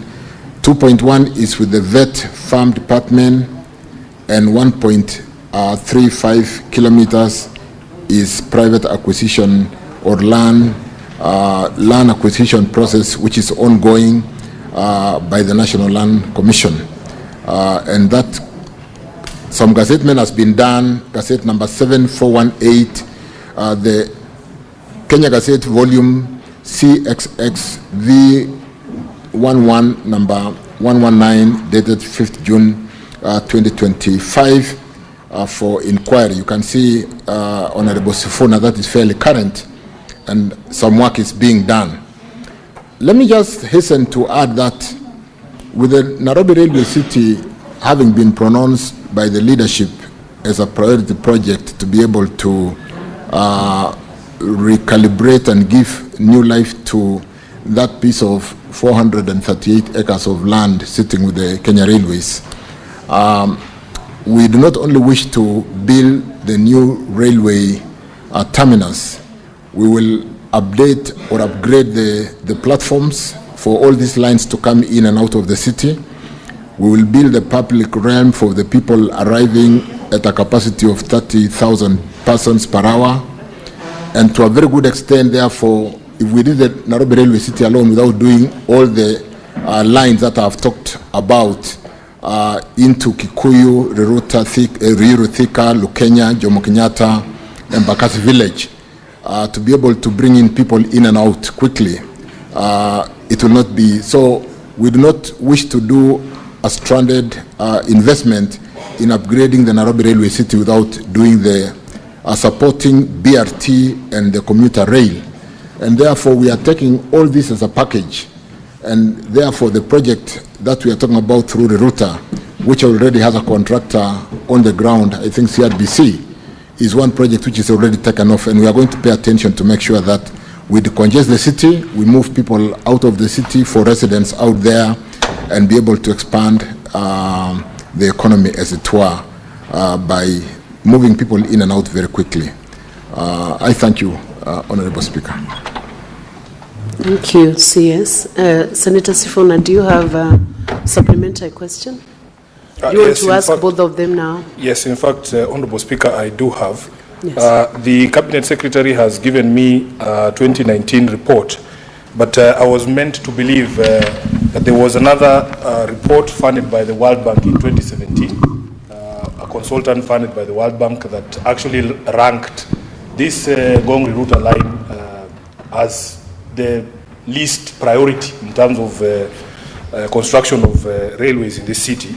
Honorable Speaker, I have a few issues. You know, I have publicly said that this is one of the few CSs, if not the only CS that I have respect for, because he takes his work seriously. But I can see here in his response, he has made an allegation here that one commuter train is supposed to carry 6,600 passengers, and that is an advantage over road construction. Honorable Speaker, in this same report of his, at paragraph 39, your report, Honorable CS, talks of 1,200 passengers per train. I don't know where you got your number of 6,600 passengers. And wouldn't you agree with me, Honorable Speaker, that it is not just about passengers?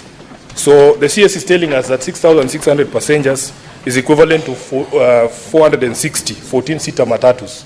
But you and me know, 14-seater matatus, 460 of them, employing 2 people each. There are other benefits of having these matatus on the road. It is not just about, the numbers that you're able to transport in one vehicle. But let's go to the answer on the comparison of the cost construction of the road vis-a-vis the rail.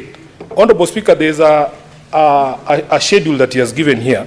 So apparently the government prefers spending a total of 9.5 billion Kenya shillings to do 13 kilometers of railway from Ngong to Riruta, as opposed to dualing Bomas to Kiserian, which is a total distance of almost 24 kilometers at a cost of 10.9 billion. Waziri, explain to me as if I was a child. Honestly, if you wanted to decongest Nairobi, you want to open up the city, reduce the pressure on land. We know we have more land in Kiserian than we have here in Nairobi. What is the rationale of spending 9.5 billion to do 13 kilometers of railway, and yet you could use 10.9 to do 24 kilometers of road, dual carriageway from Bomas to Kiserian? So if you can answer those 2 questions, Honorable Speaker, and also touch on allegations that some powerful people along that route for that railway have somehow secured concessions from your ministry to divert the original plan to avoid their properties. But those who are not powerful enough, Honorable Speaker, they are not being heard at all by the ministry. I thank you. CS, could you respond to those questions? Let me first of all thank Senator Sifuna for the compliments, which I don't take for granted, and I'm going to even work harder. But let me get down to the optimal. You know, when you're dealing with a commuter rail, you can optimize because it's just the number of attachments which can be pulled by the engine. And therefore, you can start from as low as 1,200 and go to as high as, depending on the capacity. What you don't do is, depending on whether it's a rush hour, you don't just do the attachments if the population is not there, but you can go to as far as 6,000, depending on the capacity of the engine to pull that weight. the point really, and let me straight say, we will build Bomas Keserian because that's a new settlement. We'll do all that road as a priority. But we can get to the details on the, Keserian is really where the people who work in this city live. It's a new settlement. It's an open area. And if we are going to decongest the city in terms of new developments, we see serious development in that area. And we'll be impervious as leaders not to set priority dueling to that very congested narrow road to Keserian. So I want to confirm that there are works in progress, dueling to be able to decongest people trying to reside in the very small spaces around the city of Bomas Keserian is a must-do and an urgent project that we must undertake. And because it's a supplementary, I don't have the details, but I can tell you this is a priority road for dueling.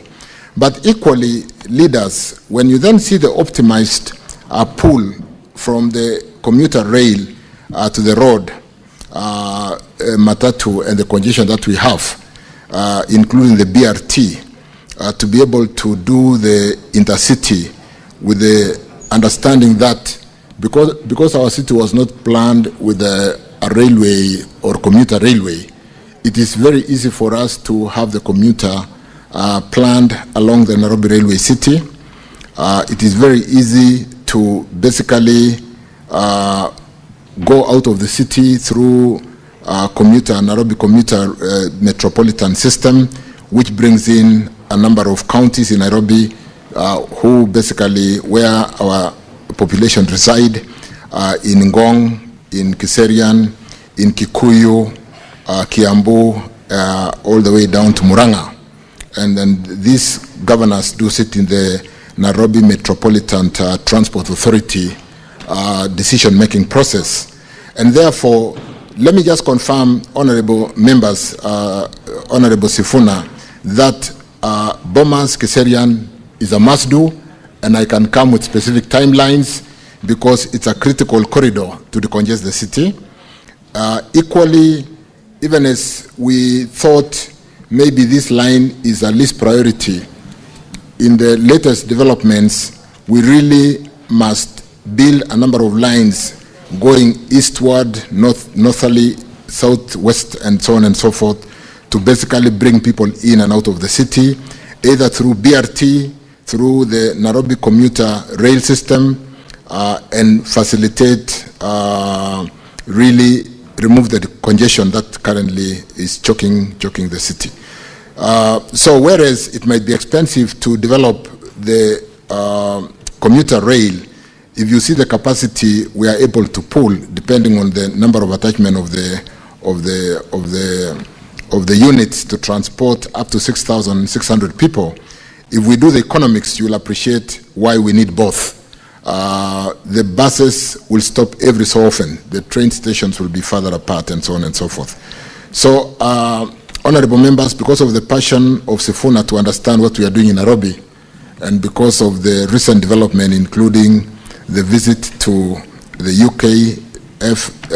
UK to see the King's Cross development of what the city can look like when you develop a dilapidated facility like the railway housing system, the railway land, which sits on about 438 acres. I would like to spend time with Sifuna so that as a senator of Nairobi, he can appreciate what we are doing to basically decongest the city, give a new life through development of those 438 acres sitting under the Nairobi, the Kenya Railway, and be able to move people in and out of the city very quickly. And we are doing this as a package. We do not just want to do the railway city. We want to do the BRT lines, including the line that starts from Kenol and which has been stranded for a while, coming through Ruiru all the way to the Nairobi Railway station, and the line going to Kikuyu, the line going to Ruruta. There are life plans, including my planned visit to the UK next week. I thank you. Thank you, Honorable CS. I think we have exhausted the time that was allocated by Speaker.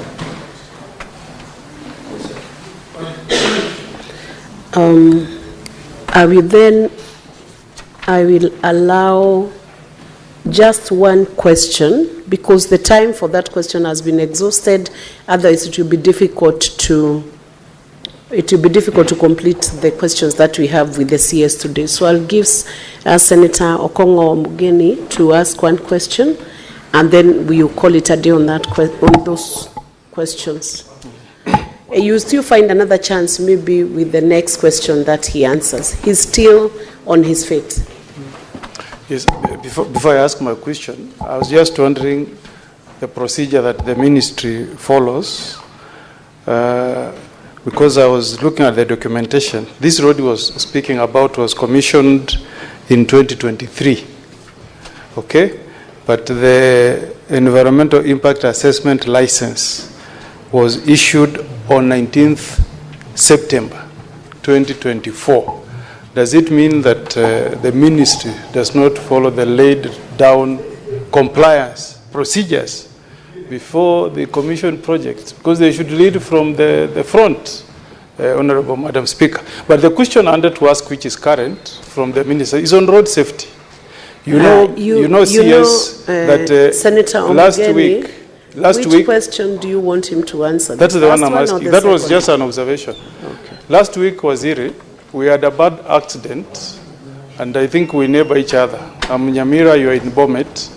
In Nyansiongo, we had a very bad accident where a truck that was traveling from Keroka, Metamayua, down to Nyansiongo lost control and crashed into Nyansiongo market, and 8 people died on the spot. If you have data, that is coming up after another accident happened again last year in October, where we again lost 4 lives, Waziri. In that stretch, you know, coming downhill, it's a hill. From Sotik, Chebilate down to Nyansiongo, you also go downhill. And on both sides, Waziri, you have not placed bumps to slow traffic. Before September, in April, another child at Gesebe Primary School had been knocked down by a vehicle. Again, we raised these complaints, addressed the same issue before your predecessor, Murkomen, but nothing has been done so far. How long does it take, Waziri, to just place bumps on the roads for purposes of ensuring that there is safety on the road users, the people who are using markets, etc.? Can we get any assurance from you that you will take note of these concerns and move with urgency and place bumps on that stretch of the road? And also whether there is a possibility of putting a climbing lane on that spot, because we don't want to keep on losing lives. We are also part of Kenya, people from Nyamira. Waziri. Well, thank you, Senator Okongo Omugeni. Before I invite the CS, I will only allow that question based on the fact that it has serious fatalities because of the accident. Otherwise, I want to remind the senators that the questions must be connected to the principal question that the CS is responding to, so that he's able to effectively answer. So I'll ask the CS to respond to the same. Thank you, Senator Okongo Omugeni, on those 2 questions. One clarification on the procedure on how we could be building a road without an environmental certificate because of those 2 dates. But like the speaker assisted me to answer that question, allow me to check exactly what happened and how we could actually start construction ahead of getting a certificate, which is a prerequisite in the order of, because really it's a requirement that an environmental study has been done. NEMA has issued certification. If it was being funded, the funding will not be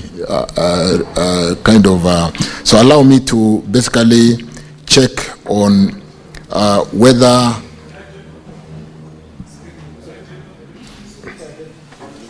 Senator Okongo, you're out of order. Let him respond and I'll give direction. You cannot introduce a question above another senator's question. That would be out of order. Thank you, Speaker.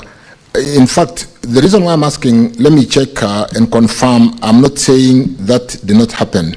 But you do know, sometimes when you apply for a license, you are given a provisional license to start works and do subsequent environmental certification. So I really need to bring the sequencing of the initial approval and whether this was a secondary basically requirement to submit the environmental reports and therefore get subsequent certification for compliance.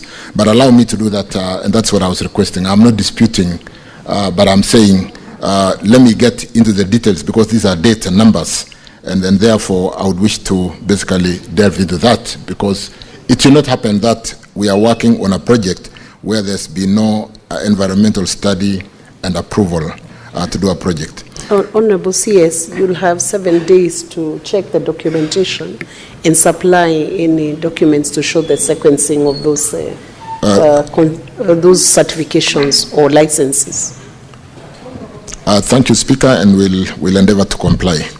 With respect to the road safety, and which is really carnage ravaging our Kenyans, I want to empathize with the Nyasiongo market accident and the loss of lives, 8 lives there, and promise the Senator that I will immediately hereafter address the concern of the bumps. But we cannot be reacting all the time when there's an accident and then we go when we've lost lives.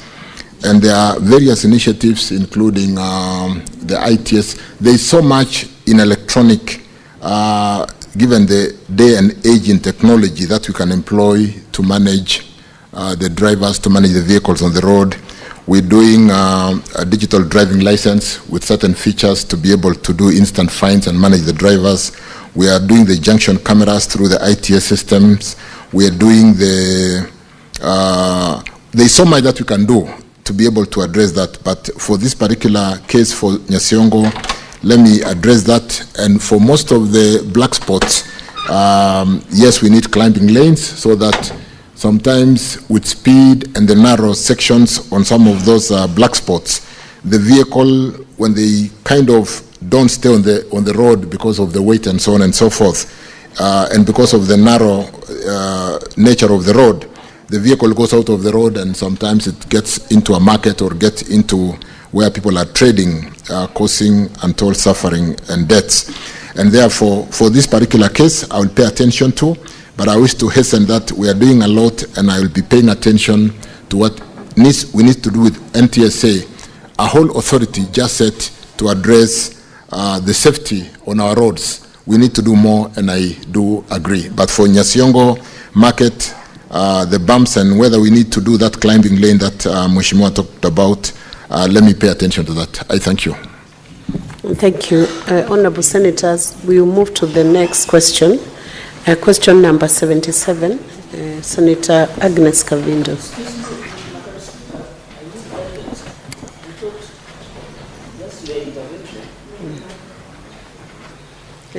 What guidance do you need, Senator? And Senator Chiradike, when you need guidance, you first wait for the Speaker to give you permission to address the Chair. You cannot take over from Agnes before you are allowed by the Speaker. Senator Agnes, resume your seat. Let me hear the guidance Senator Chiradike needs. Please give him the mic. Madam Speaker, I understood when Senator Sifuna was given indulgence to go ahead of me in the sequencing of the order paper, unless order paper does not guide the House, because in the sequencing of the order paper, I was immediately after Senator Stewart Manzayo. The Speaker requested the indulgence of Senator Sifuna. Then it should have come back to me because as per the sequencing of the order paper, I thought we are following order paper, Madam Speaker.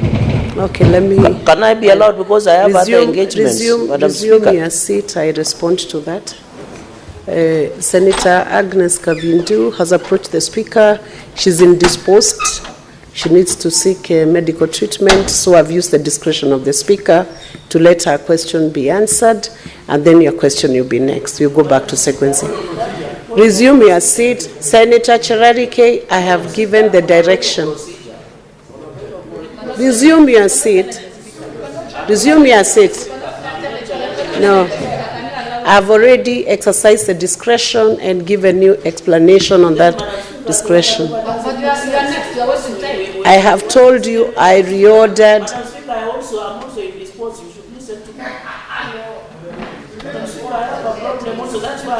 From now, this point is when you are indisposed. Resume your seat. So resume your seat. You are out of order and I wish to caution you. Senator Cherarike, I wish to caution you now, you are out of order. Resume your seat. That is the first caution. After the second caution, I will rule you as out of order. Resume your seat.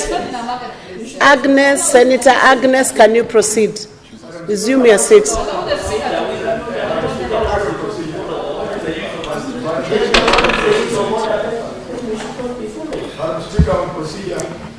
Thank you. Senator Halwale, allow Senator Agnes to proceed. I will listen to point of procedure after Senator Agnes has. I have given you the direction, Senator Halwale. Proceed, Senator Agnes. Thank you, Madam Speaker. Madam Speaker, you are using the chair with too much force. Too much force.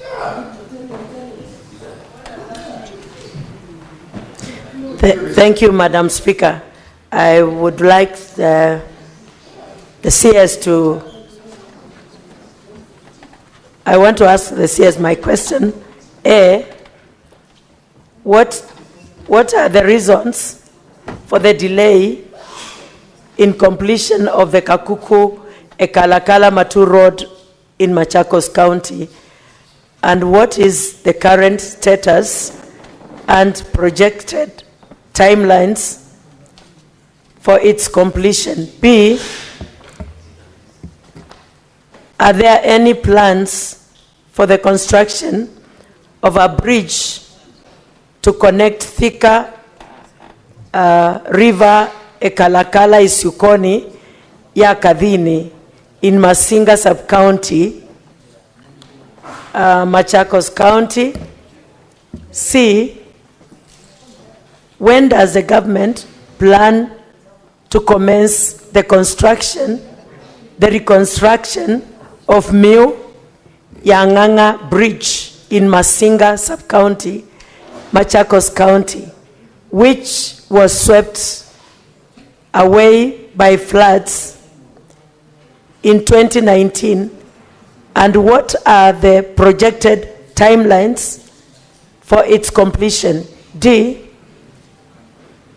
what are the budgetary allocation for these projects in the 2024-2025 financial year?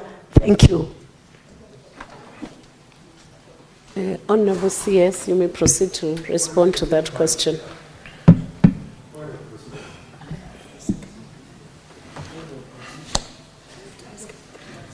Just wait now.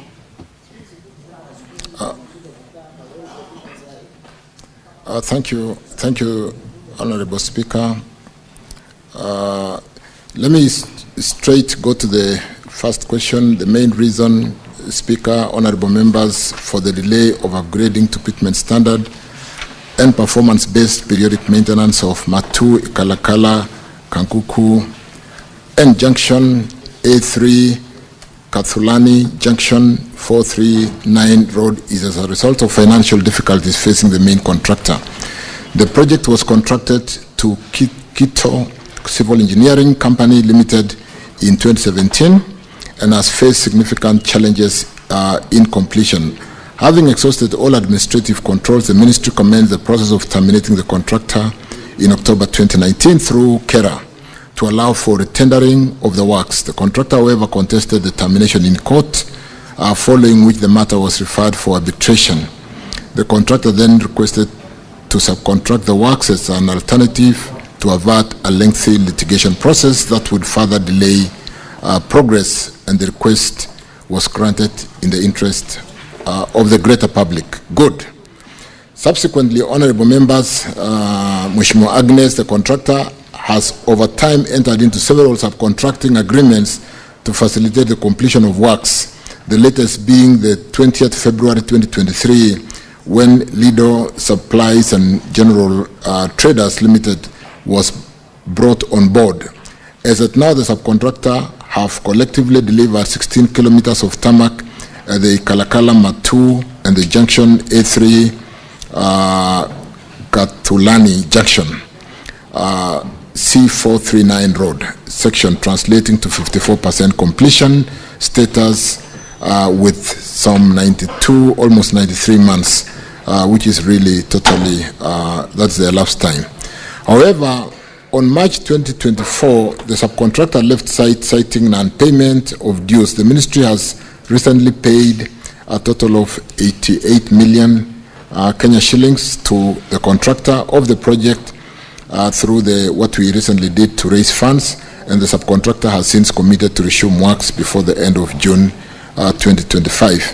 Allow me to basically follow up and confirm that, because we did a settlement agreement to pay pending bills, and one of the conditions in the settlement agreement was resumption of works to receive that 40% payment. We are planning to pay an additional 40% before the end of this month, and it will be based on performance. So I'll be following up, Mheshimiwa Senator, to confirm that resumption has happened, because we can all agree that that has not been acceptable. But with the myriad of court processes and pending bills, with the solution having been reached through the recent payment, allow me to basically address that. On the second question, we are aware of the need to construct a structure to facilitate access along the Thika River, Galagala, Ishuko, Yakathini Road, C438 in Masinga constituency to connect in Machakos County. The road serves as a link to Ikalakala ward in accessing roads such as Mutasha, Ithanga Hills, and the larger Masinga Ndithini region. The cost of constructing an adequate structure is Kenya shillings 20 million, and the construction shall be undertaken upon availability of funding. Not a very adequate. Allow me again to pay attention to that and see how we can quickly expedite funding for this particular bridge. On the third question, I wish to state that the reference New Yanganga Bridge in Masinga Sub-County has been designed for construction as a twin cell box culvert. The ministry is aware of the importance of the structure as it links the Kayole Mataka Kikule Road in Masinga constituency, Machakos County, providing a key transport link across the New Yanganga River and improving access within the Ndithini area. The cost of constructing the structure is estimated at 15 million, and a funding request for the same has been raised for consideration. The ministry through KERA shall procure and undertake works on the structure as soon as a budgetary provision is made, and let me also undertake to follow up that, because it's one thing to build roads with no structures connecting the two roads.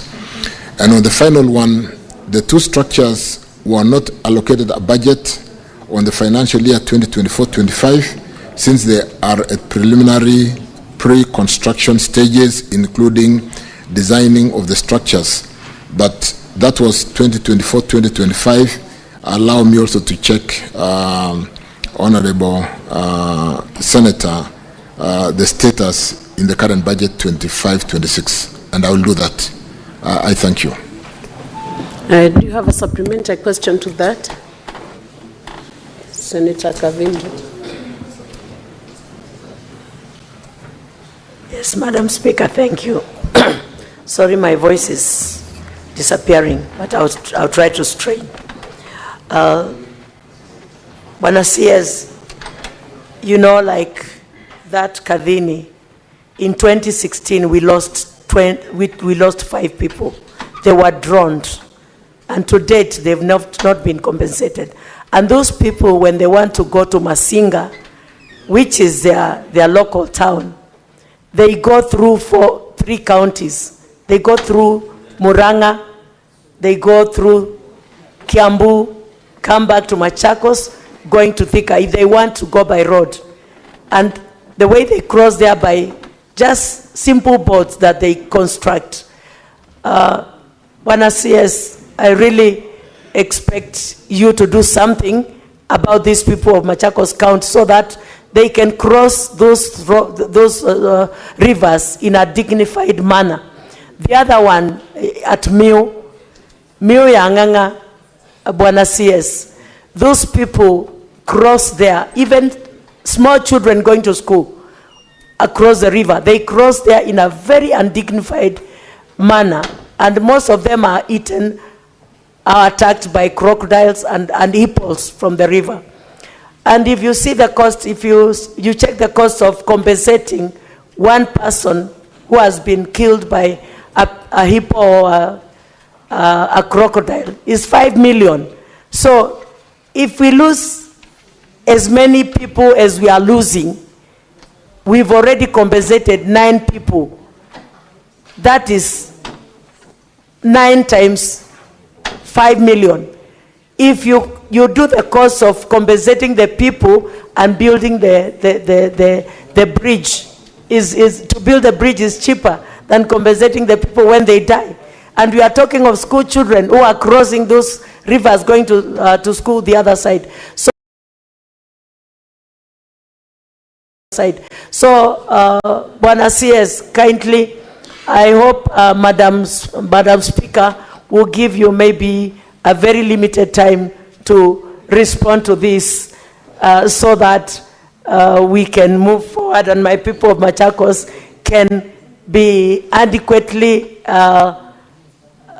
supported by this government. And this road I'm talking about was launched, I remember when I was in Jubilee. Senator Kavindu. No, let me just finish this. It's a little one. It's just a little one I'm doing. Listen, Senator Kavindu. In 2017 is when I spoke about this road. Kavindu, and this is 2025. Senator Kavindu, you need to abide when the Speaker calls you to respond.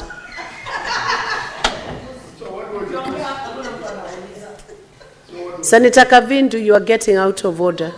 Resume your seat. Honorable CS, proceed. Honorable Speaker, in the interest of time, I think Senator Kavindu was just stressing the importance of getting these 2 crossings to be built, and I undertook that I will really pursue the 2 bridges. In fact, we have some funding to address bridges in Kenya because we all have challenges with crossing across many rivers across the whole country. So, Senator Agnes Kavindu, I undertook, I will address the 2. I thank you. Next question.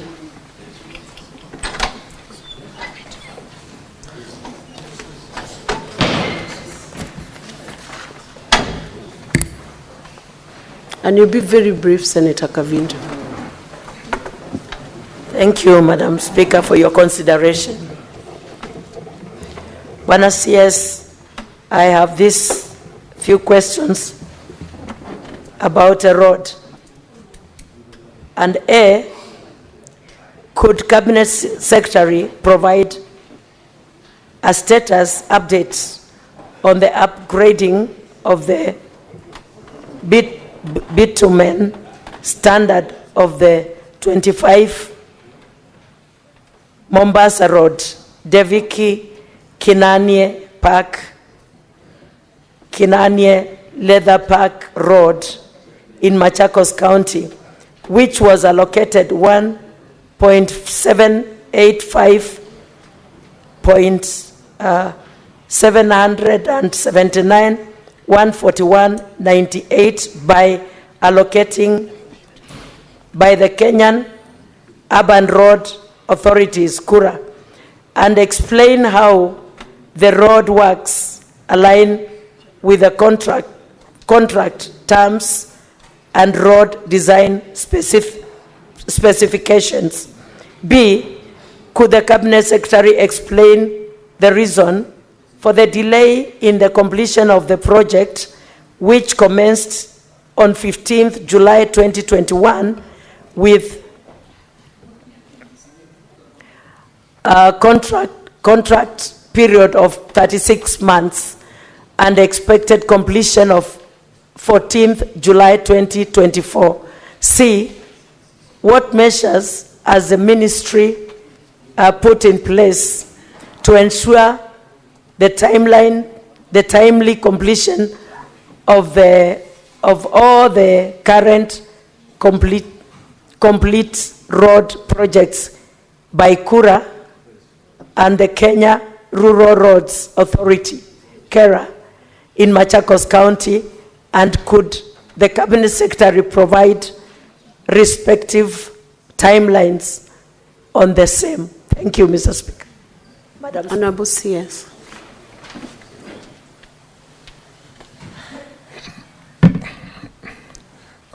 Thank you, Speaker. Thank you, honorable members. Allow me to rush through this question very quickly, because I did visit this road in the last 3-4 weeks. Defki Kanani Park, or to Kanani Leather Park, which is a big special economic zone out there in Machakos County, and which has a contractor called China Aerospace on the contract amount of 1.785. This road is a significant artery that will open job opportunities in the leather processing park, in what our president normally refers to.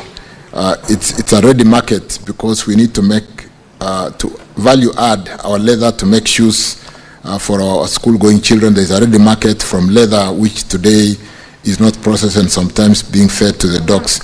And Senator Kavindu, I've been told to personally supervise that road and complete it in the next 6 months. That road has now been provided full funding, and the contractor will not stop until completion. Let me just answer that on that particular road, and I have driven on that road in the last 3 weeks. We've provided full funding. More importantly, because it's important to do the road, but we need to open Kanani Leather Park.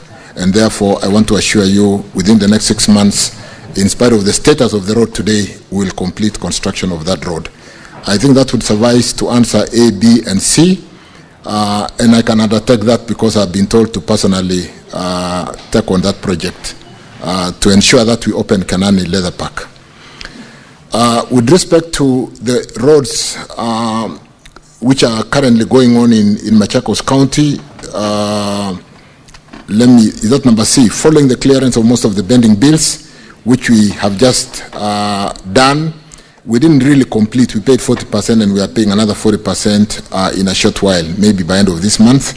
The contractor resumed works and requested an extension time, which was reviewed and approved, setting the revised completion for the project to 2026. But this is the one which I've said we are not giving up to 2026. We need to finish before the end of this, in the next 6 months, which is just by end of year.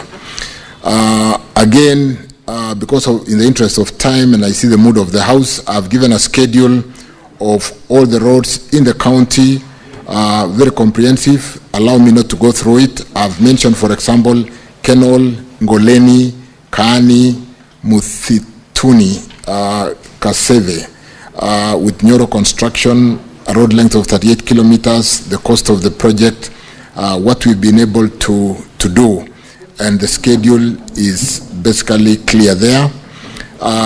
You will basically see amounts that we paid in 24-25, and to the extent that we have cleared or paid 40% of the pending bills, and we have another 40% to pay for the outstanding pending bills. We are pushing contractors to get back to work and do what they must do, and allow me to basically stop on that, because the table bringing out the various roads in the county is being presented in a fairly clear way. I thank you. Thank you, Honorable CS. And I believe the second question is answered effectively. You have an extra question. I was hoping that you would not have. Do you have a supplementary?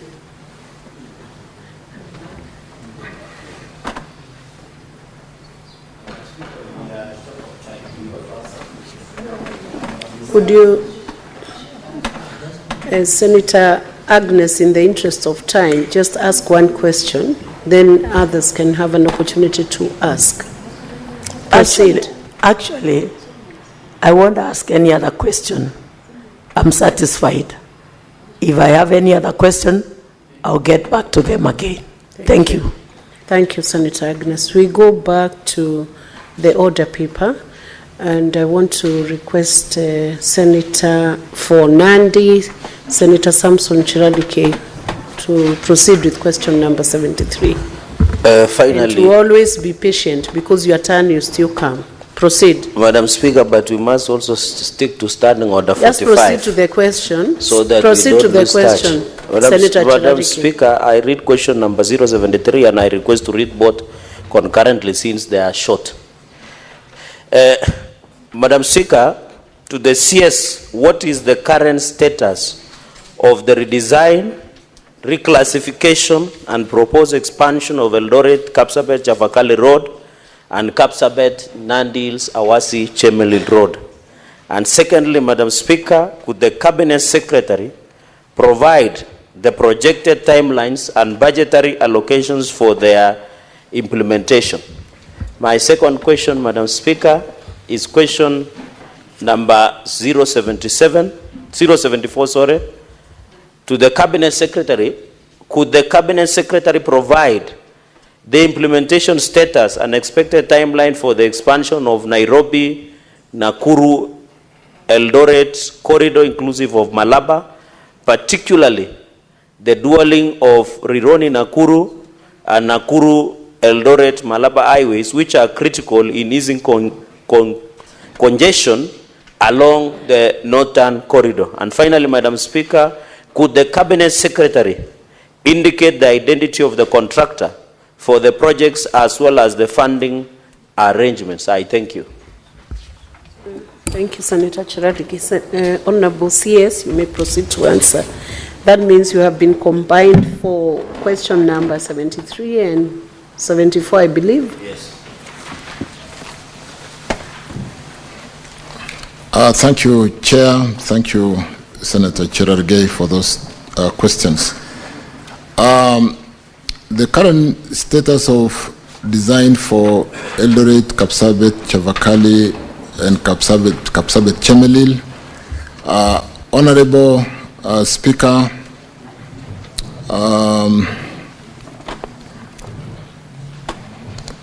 redesign, the current status of the inquired road is as follows. I thought there was a question in the written question about Moiben Junction, Eldoret Town, all the way to Mlango, the sides of what do you call the teachers college there? Mosoriot. Have you added an additional one? No, it was in the question, so allow me to answer, though the senator did not speak to it. Let me answer as follows. Kenya, though you didn't mention, but it's in the written question. Kenya has completed the design of the 55-kilometer Moiben Junction. That is towards the Iten side, though we'll go a bit towards Elgeyo Marakwet and go towards Chepkoilel University on the dualling, through Eldoret Town, through airport to Mlango shopping, but we want to come towards the teachers training college there. Did you say, is it called Mosoriot Teachers College? We think that is the place where the dualling should start. The designs have been completed. We are looking for funding to basically decongest the town and get movement of people from Mosoriot Teachers, North Mlango, all the way to Moiben Junction, and a bit towards the Iten side, and on the other side go towards Chepkoilel University. With respect to Mlango, Kapsabet, Chavakali, we don't yet have any designs, but on the first one we have designed and we are finalizing the funding. On the reclassification of Eldoret, Kapsabet, Chavakali, and Kapsabet, Chemelil Road section, this was done in 2020 from Class C to Class B, and we are currently revalidating, given the current court ruling, the recent court ruling, which kind of declared the classification of roads unconstitutional, including that Section 6 of KRB Act on the sharing of RMLF levy. So we are working on that, but that has been done and upgraded from C to B. With respect to the design of the 50, I've talked to that. Let me not repeat the Moiben Junction. I've said we're coming to the Teachers College all the way to Moiben and go towards the university and towards the 10. With respect to the maintenance of the Eldoret, Chebarbar, Kapsabet, Nandi Hills, and Kapsabet, Chepsonoi, and periodic maintenance contract for Javakali, Chepsonoi, which was also in the question paper, that is ongoing, and the works under those contracts are expected to commence shortly because they went to tender. I think we had to retender because there was a small challenge. The design of the 55 kilometer Moiben Junction, Eldoret Town Road, Airport, Mlango Shopping Road is complete. And like I said again, I don't know why I've repeated myself quite a bit on that, but we have stretched from Osoriot all the way to what I did mention.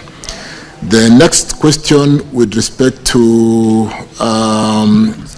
74, let me just quickly go to 74, and because of time again, I'll spend a bit of time with Cherargei outside here because I understand that region well and we are doing quite a bit of some work there. Could the Cabinet Secretary provide implementation status and timelines for the expansion of Nakuru? Just to remind ourselves, Nairobi, Nakuru, that is Rironi. Rironi is where the current dual link ends and goes all the way to Nakuru, to Eldoret, and all the way to Malaba.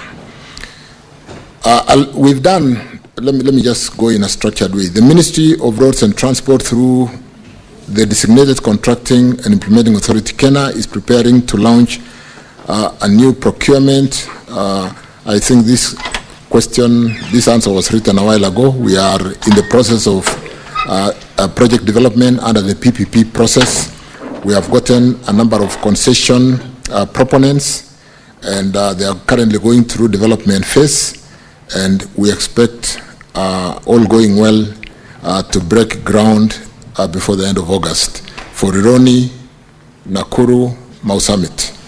And we will do Rironi, Maimayu, Naivasha as a bypass. It is called A8 South. So we'll do A8, which is Rironi, Naivasha, Nakuru, all the way to Mau Summit.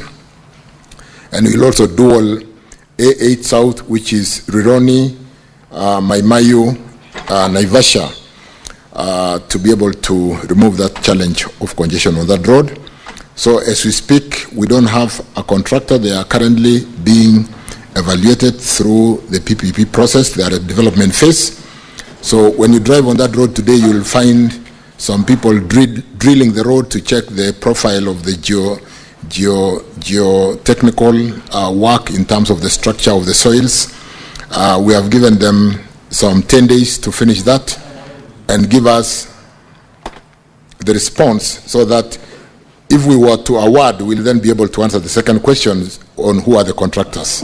Senator Mofaya, you are bordering on being out of order now. You cannot do your phone call within Senate when the Cabinet Secretary is responding. So I thought it was a supplementary question, sorry. Honorable Speaker, Honorable Cherargei will be able to pronounce who are the contractors as soon as the PPP Directorate does. And we are really working with speed because we do appreciate that Kenyans have suffered on this road with the kind of congestion, sometimes people sleeping on the road. So we expect to break ground, given successful process, we'll be able to break ground before the end of August next month. with respect to the design of Chepterit Eldoret Leseru Junction, the design proposes dualing the whole length of road from Chepteret to Leseru Junction, and construction shall be carried out again because Mheshimiwa Cherarges knows this road very well. We are going to work from this side called Kiblaskei, go through Eldoret town, all the way to Mailetisa in Leseru side on that side. We can have more discussion on that outside because of time. I think I've adequately addressed Cherarges' question. Thank you. Senator Cherarges, do you have a supplementary? Yeah, can proceed. I'll just give one supplementary for the entire questions, Madam Speaker, so that I can allow my colleagues. Just one comment, one question to the CS. Of all these roads that interconnects between Chavakali, Kapsabet, and Nandils, there are roads like Nandil, Simaki, Tulua, Chepterua, Chepsaita, Madam Speaker, and repair of Chepterit Mo University, where they are using Maram and Tamak instead of using Tamak. That is Chepterit Mo University. And then there is this road of Jemuswa Danger. They are all interlinked and Celia. I'm happy, Madam Speaker, through the CS that Celia, Talai, and Timborwa, Baraba, Potapoto, the contractor is on site. But on these other roads from Nandil, Sibaki, Tulua, Chepterua, Chepsaita, Chepterit Mo University, and Jemuswa Danger, there is nothing on it. Can the CS, as they say in Catholic, sema neno moja tu na roho yangu itapona? Can he say something about this interconnect road? I thank you. Senator Cherarges, do you need your roho to ponya, and why are you mixing the parliamentary languages? Proceed, Honorable CS. I hope you do understand the two languages. Honorable Speaker, members, I think we've done quite a bit to unlock, like Chemuswa Danger on the other side, it is the same contractor and they have started from one side. Do we move the contractor to the other side? Do we get two gangs so that one gang starts from the other side? And yes, we are able to do that given the fact that we've lately paid the contractors. And I'd like to encourage members, when you drive past and meet some of these contractors, we need to talk to them. They were in a really very sorry state. We owed them money, they owed subcontractors money, they owed suppliers of cement, steel, they didn't pay salaries. But with the unlocking of that challenge, I want to confirm that, without repeating, that all those roads that Senator has talked about are funded in the current financial year. And I would like to spend some time with Senator to confirm that, and therefore, and it's the same thing across the whole country. We've really done fairly well with the unlocking of the bending bills and ensuring that every road that has a contractor has at least a milestone funding in the year 25-26 to ensure that we do not only pay them for the bending bills, but we have money to pay them for the subsequent certificates they are yet to give us. All those roads, Senator, have been funded, and I want to spend some time outside here with you sometimes to confirm that. I thank you. I'll allow Senator Joyce, Senator Boni Halwale to ask supplementary questions on that. Senator Joyce. Yeah, thank you very much, Madam Speaker. I would want to really appreciate the CS for the way he's handling the ministry, but I still have one question, which I know is brief to it.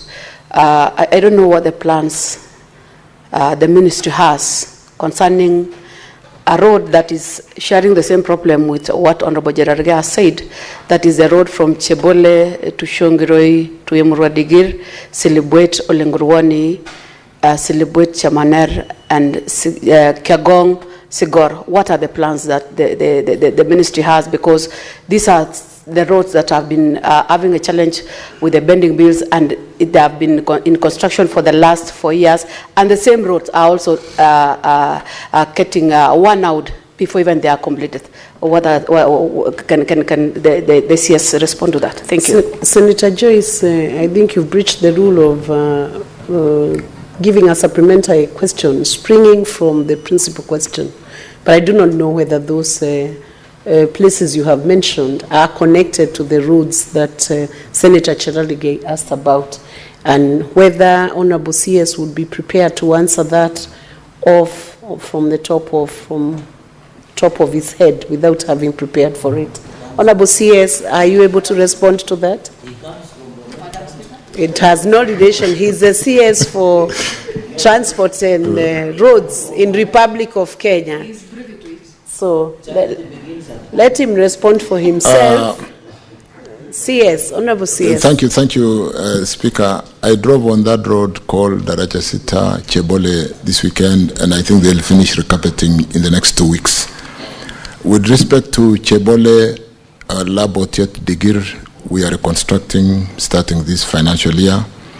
Kyogong, Sigor, Chebunyo is ongoing because of the pending bills payments. The contractor is on site, and the Senator may be aware of that. And on Silibwet, Merigi, Kapkimolwa, Longisa, the contractor is on site. I think he's giving us an additional certificate. We paid the pending bills in December, and they have done 7 kilometers of tarmac, and we have money to pay, and it will continue for the next milestone. Thank you. Olenguruwane, which one is that? Olenguruwane to Silibwet on the other side. We also funded it in this kind of financial year, and will be tendering for that road to be rebuilt. I thank you. Senator, thank you, CS. Senator Boni Halole. Madam Speaker, on question 74, dwelling Rironi all the way up to Malaba. When Cabinet first announced, you told the country that that's exactly the project you're going to do. But now, in the House, you have shifted goalposts. You are saying you'll stop at Mau Summit so as to allow you to now go to Mai Mahiu and hopefully Narok. Are you doing this, Minister, so as to once again lock out Western Kenya from this modern process? My last question, Madam Speaker, is on 73 about Kapsabet Chabakali Road. Madam Speaker, this road reaches Chepsonoi, goes to Chabakali, and goes to Shinyalu and Kakamega. The President announced 2 months ago, while at Shinyalu Market, that he's putting money on this road. Chepsonoi, Shinyalu, Kakamega. Can you confirm that this project is on and when the construction is going to start? Thank you, Madam Speaker. Honorable CS. Thank you, Speaker. Thank you, honorable members. I think the concessioning, like was asked, of a bridge is subject to an investor being able to get return on investment as to whether the road can return on the investment at a rate that is attractive to be able to build the road. And at the moment, the traffic between Rironi, Nakuru, and I think we've moved all the way to Mau Summit, is where we've gotten interest from the investors. Mau Summit, Eldoret, all the way to the border. PS Kipto has just come back from China, and Asian Investment and Infrastructure Bank has expressed interest. And so we are working on that section of the road, albeit it may not have the kind of traffic to attract investment.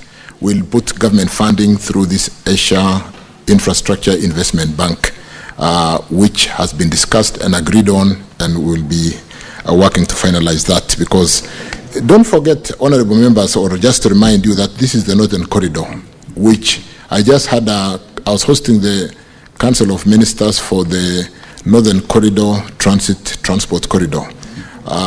in Kenya last Friday. And to just remind us that Kenya is an anchor state with the advantage of Mombasa port servicing Uganda, Kigali, all the way to DRC and South Sudan. It is in our interest to open the corridors so that we do the transit trade and take advantage or competitive opportunity as a country while we service those countries. So it's in our interest to build that corridor to complete at the border. And then, like I said, Asian Infrastructure Investment Bank is working with us on that road, on that section of the road. With respect to this road from Kapsabet going all the way to Chepsonai and to Kakamega, again, we can have a discussion outside here. It is funded. It is currently, I think tenders have just closed, so they are closing tomorrow. And it was retendered.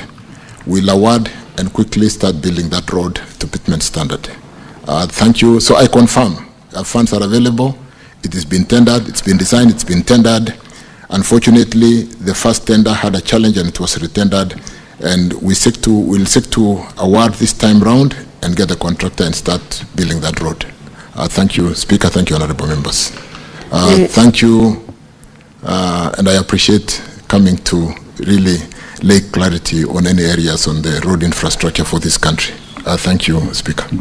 Thank you, Honorable CS. We'll now go to question number 88. Senator for the Rakanidi County. Thank you, Madam Speaker, for this opportunity. I want to know from the CS roads criteria that the roads board uses to determine the allocation of the roads maintenance levy fund, that is RMLF to each county. But two, Honorable Speaker, could the Cabinet Secretary explain the significant reduction in the RMLF allocation in the Rakanidi County from 111 million in the financial year 2023 to 2024 to 70 million in the financial year 2024-2025. Honorable CS.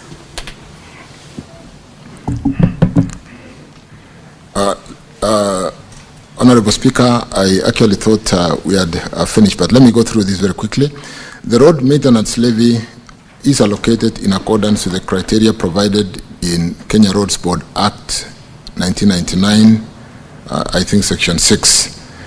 From 2015 to 2016, 2020 to 2021, the road maintenance levy was allocated to the roads agencies as tabulated in that table: 40% to Kenya, 21.8% to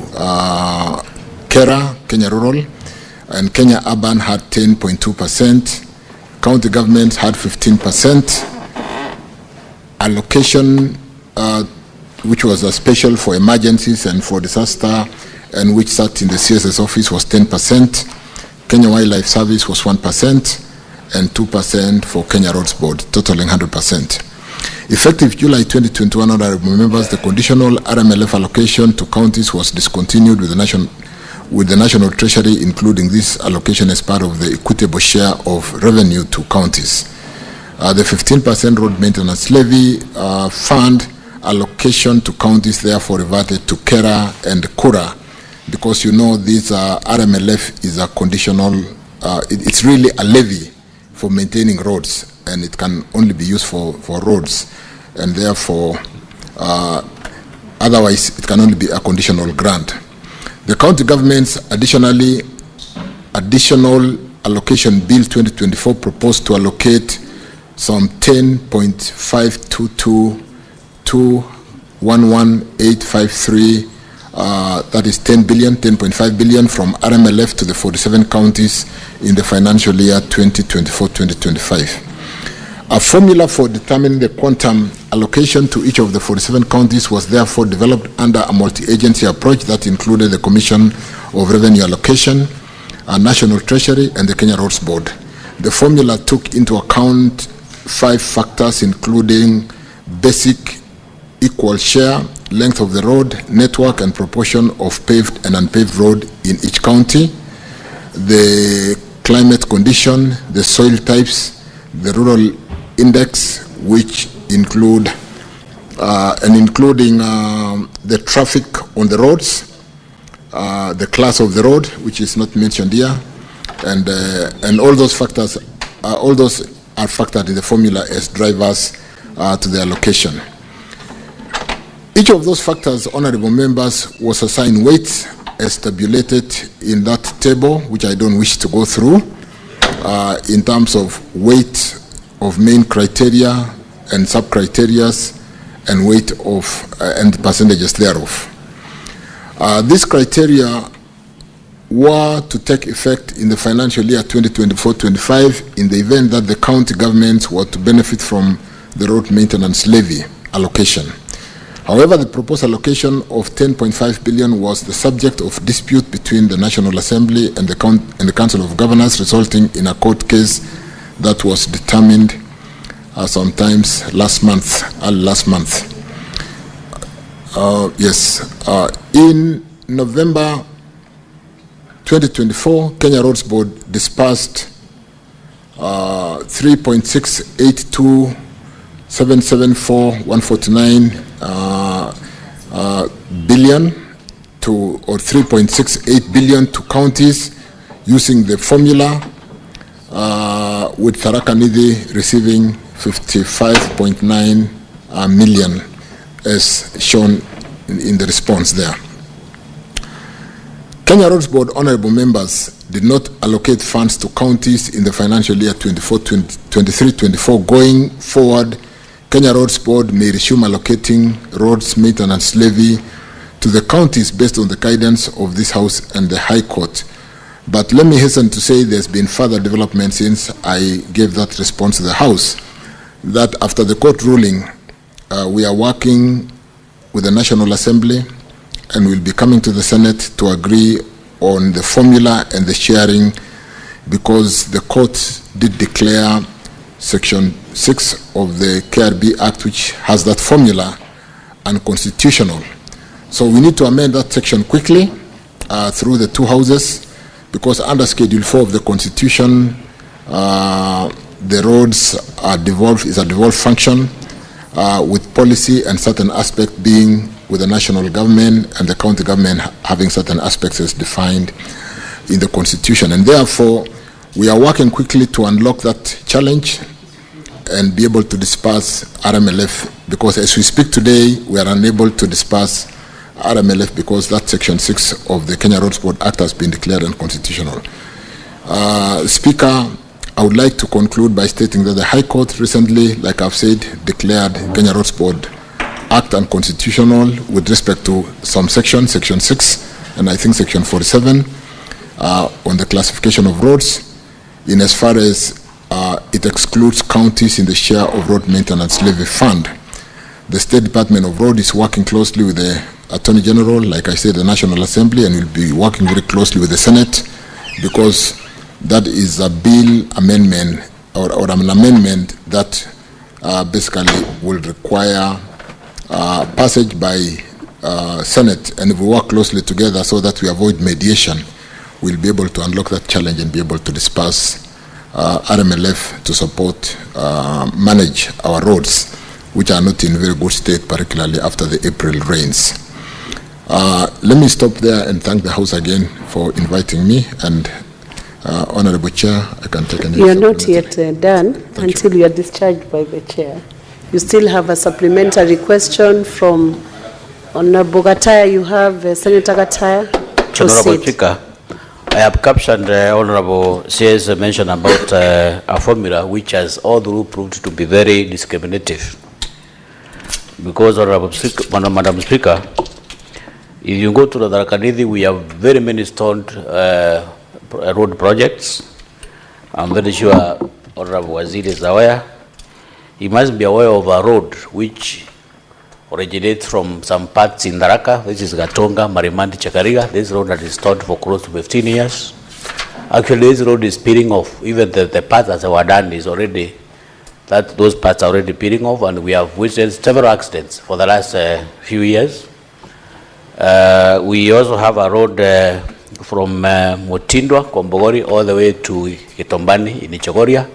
and several other roads, Madam Speaker, that have stalled out of this discredited formula, which has neglected some part of the country, including the Rakanithi.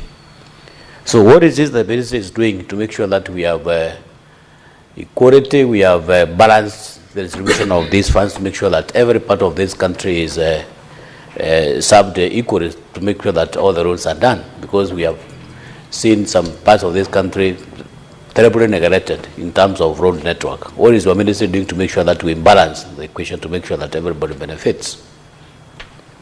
CS, you can proceed to answer that. I think, let me respond again, and thank you for the supplementary question, Honorable Speaker, Senator. With respect to really, when we spend time to see what we've been able to do with securitization of a portion of the road maintenance levy in line with Section 32 of KRB Act, Section 32 of RMLF Act, Section 32 of RMLF Act, we've been able to raise funds and address some of the challenges facing our roads. A number of them were bending bills, a number of them were maintenance challenges, because the maintenance vote alone from RMLF may not be adequate to maintain all our roads. And I want to confirm that the formula that has been developed to take care of length of roads,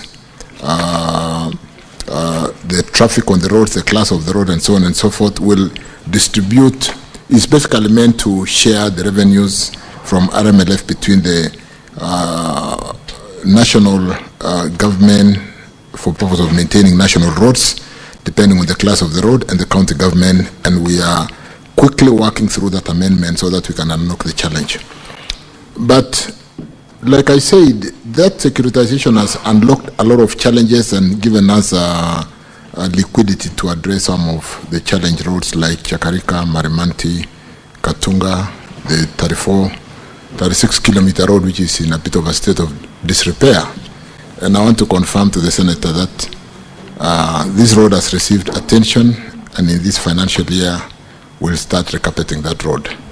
Among us, the many other projects within that county of Tharaka-Nithi that is receiving attention, like all the other counties in Kenya. And so I can confirm that Chakarika, Marimanti, Katunga, 36 kilometers will be recarpeted this financial year. I thank you. Thank you, CS. Senator George Bugwa.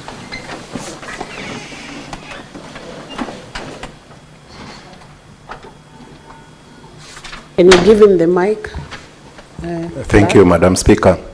CS, in the previous financial year, there was some money which were allocated and disbursed to counties, but they didn't clear pending bills for the contractors. What is your ministry doing through the Kenya Roads Board to ensure that the counties don't start new projects before they pay the pending bills for the work which was done previously? Thank you. CS. I think with respect to really accounting standard and fast charge, where debt should really be paid ahead of even paying ourselves salaries, what we have done with the securitized 7 shillings is accrued all the pending bills for every road in Kenya, and we will clear those pending bills with the raising of that 175 billion. So the pending bills up to December 2024 will really be addressed without any favor in terms of, like we've paid everybody for the first 40% of the amount we owe. We are paying the next 40% of the balance by end of this month, maybe first week of August. And what we did in the budgeting before really picking on any new project is to make sure we provided funding for at least 1.5 or 2 certificates for the works, for the new certificates that will come, so that we don't accrue pending bills again. So in terms of, and I agree with Senator, in terms of prioritization, it would really not be right to just be developing new programs when we are not paying pending bills. So we are paying all the pending bills up to December, and we provided for funding and liquidity to make sure that we are able to pay for at least one certificate that is accomplished by the contractors. So I want to assure this House, Honorable Speaker, members, that we are on top of this and we'll try to, as much as possible, minimize that challenge of accruing bending bills while we are developing new projects. Again, thank you, Speaker. Senator Dan Manzo, did you have a question? Or it was well, the question I had with the CS is a little bit different, although related to a question he asked that much earlier as to what happened, because Ari alone had been here and I'd asked him a question and he promised to see me at his office, but that never happened. So what happened to Kia Emali? CS, that's a concern, it's a genuine concern. You could address it. When I was coming into the House this morning, Senator came to receive me, and I thought we had agreed on how we were going to sort that out. So I'll be seeing the Senator hereafter to address that. But I guess because of just call of duties, I can see Senator Manzo and address that challenge. But I didn't quite hear the first part of the question. I wish to more on a serious note address. Was there a question? You saw me struggling to hear. Sorry. Thank you. Ukia Emali has now been funded. You are aware we closed the bids for Ukia Emali. Is it Emali Ukia or is it Emali Ukia? There was a fight when we were advertising on to whether we should publish it as Ukia Emali or Emali Ukia. But that has been advertised, it has been closed, it's undergoing evaluation. We have funded in the current financial year to be able to have mobilization and funds for the first milestone. And Ukia Emali will start in due course. I thank you. So, Honorable CS, I want to thank you on behalf of the House for the questions you have responded. Senator Abbas, you had a question? Yes. You don't appear on the dashboard, but you can proceed and ask the question. Thank you so much. Now that we have a few minutes. Thank you, Madam Speaker. Madam Speaker, I want to first thank the Minister. I think it's been a long day for him. Honorable CS, my question is about the northern road. The road that goes from Selo to Mandera. I want to thank the President for standing firm to see that that road is actually on progress. Actually, it's progressing. However, there are some challenges, especially delay of payments. Some sections have started, some sections have not started. But however, the other one has been, the one for Samatar Wajir has been already been advertised. I saw it yesterday. But the two sections that were under annuity, that is Modogash, Samatara, and Rambo Mandara. What is the position of the annuity? Because the last time the President has promised that the Kenya is going to take over, or the government is going to take over, to assure that this road is done completely and not in patches. Thank you so much.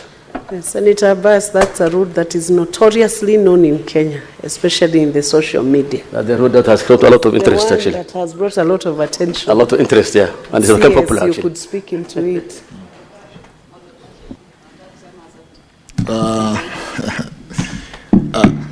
Yeah, there's a lot of work happening here. This corridor, honorable members, totals about 766 kilometers, quite a lengthy road.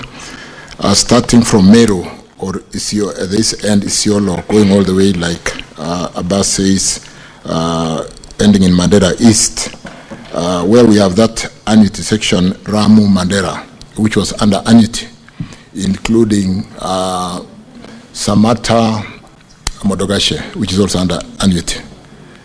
I will have a meeting this afternoon. We are moving from annuity, we are finalizing annuity, moving from annuity to EPC. We have done one road from annuity to EPC, the one in Taita Taveta. And then we have, we just basically cutting and pasting what we did for Taveta illicit Njukini And so the movement, we had a challenge between the two contractors of this road, a company which had a local component, and we have resolved that challenge. We will move quickly because this is the section that is likely to cause delay to move Ramu Mandera and Madogashe Samata to EPC, and we will award probably through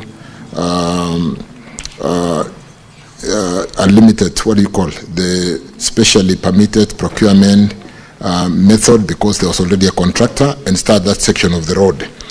You will have noted that the other section of the road, which was in the papers just the other day, is that section where we had the Arab funding, and which we really need to close quickly. That is the section between Samata to Ajia.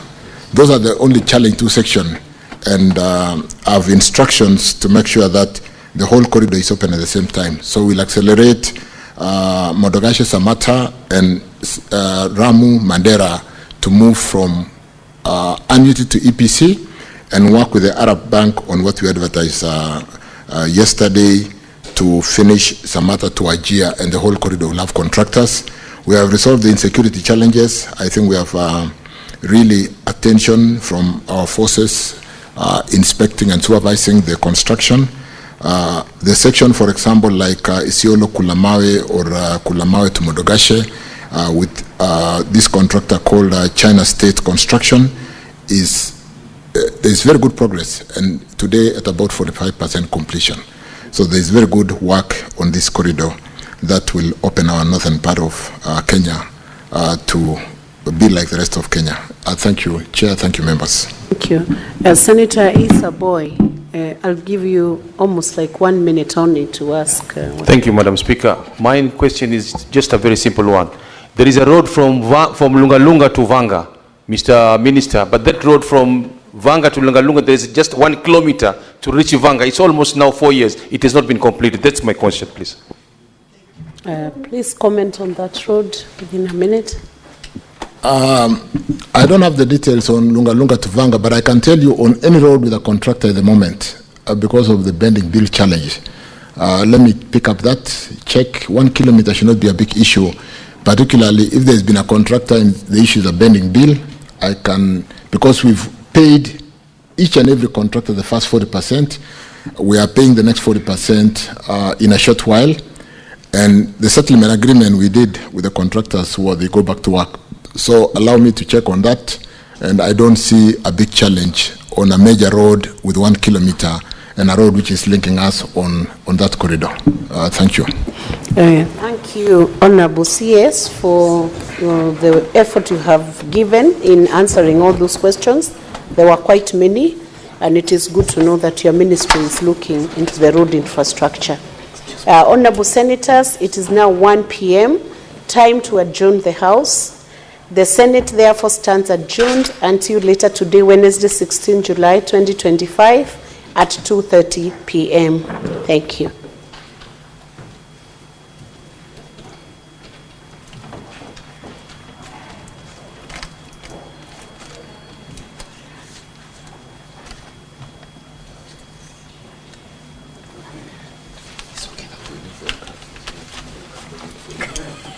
Yes.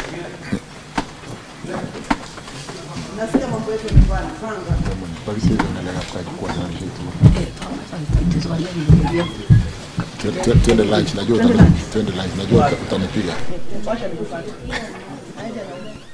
My brother, PI Machakos.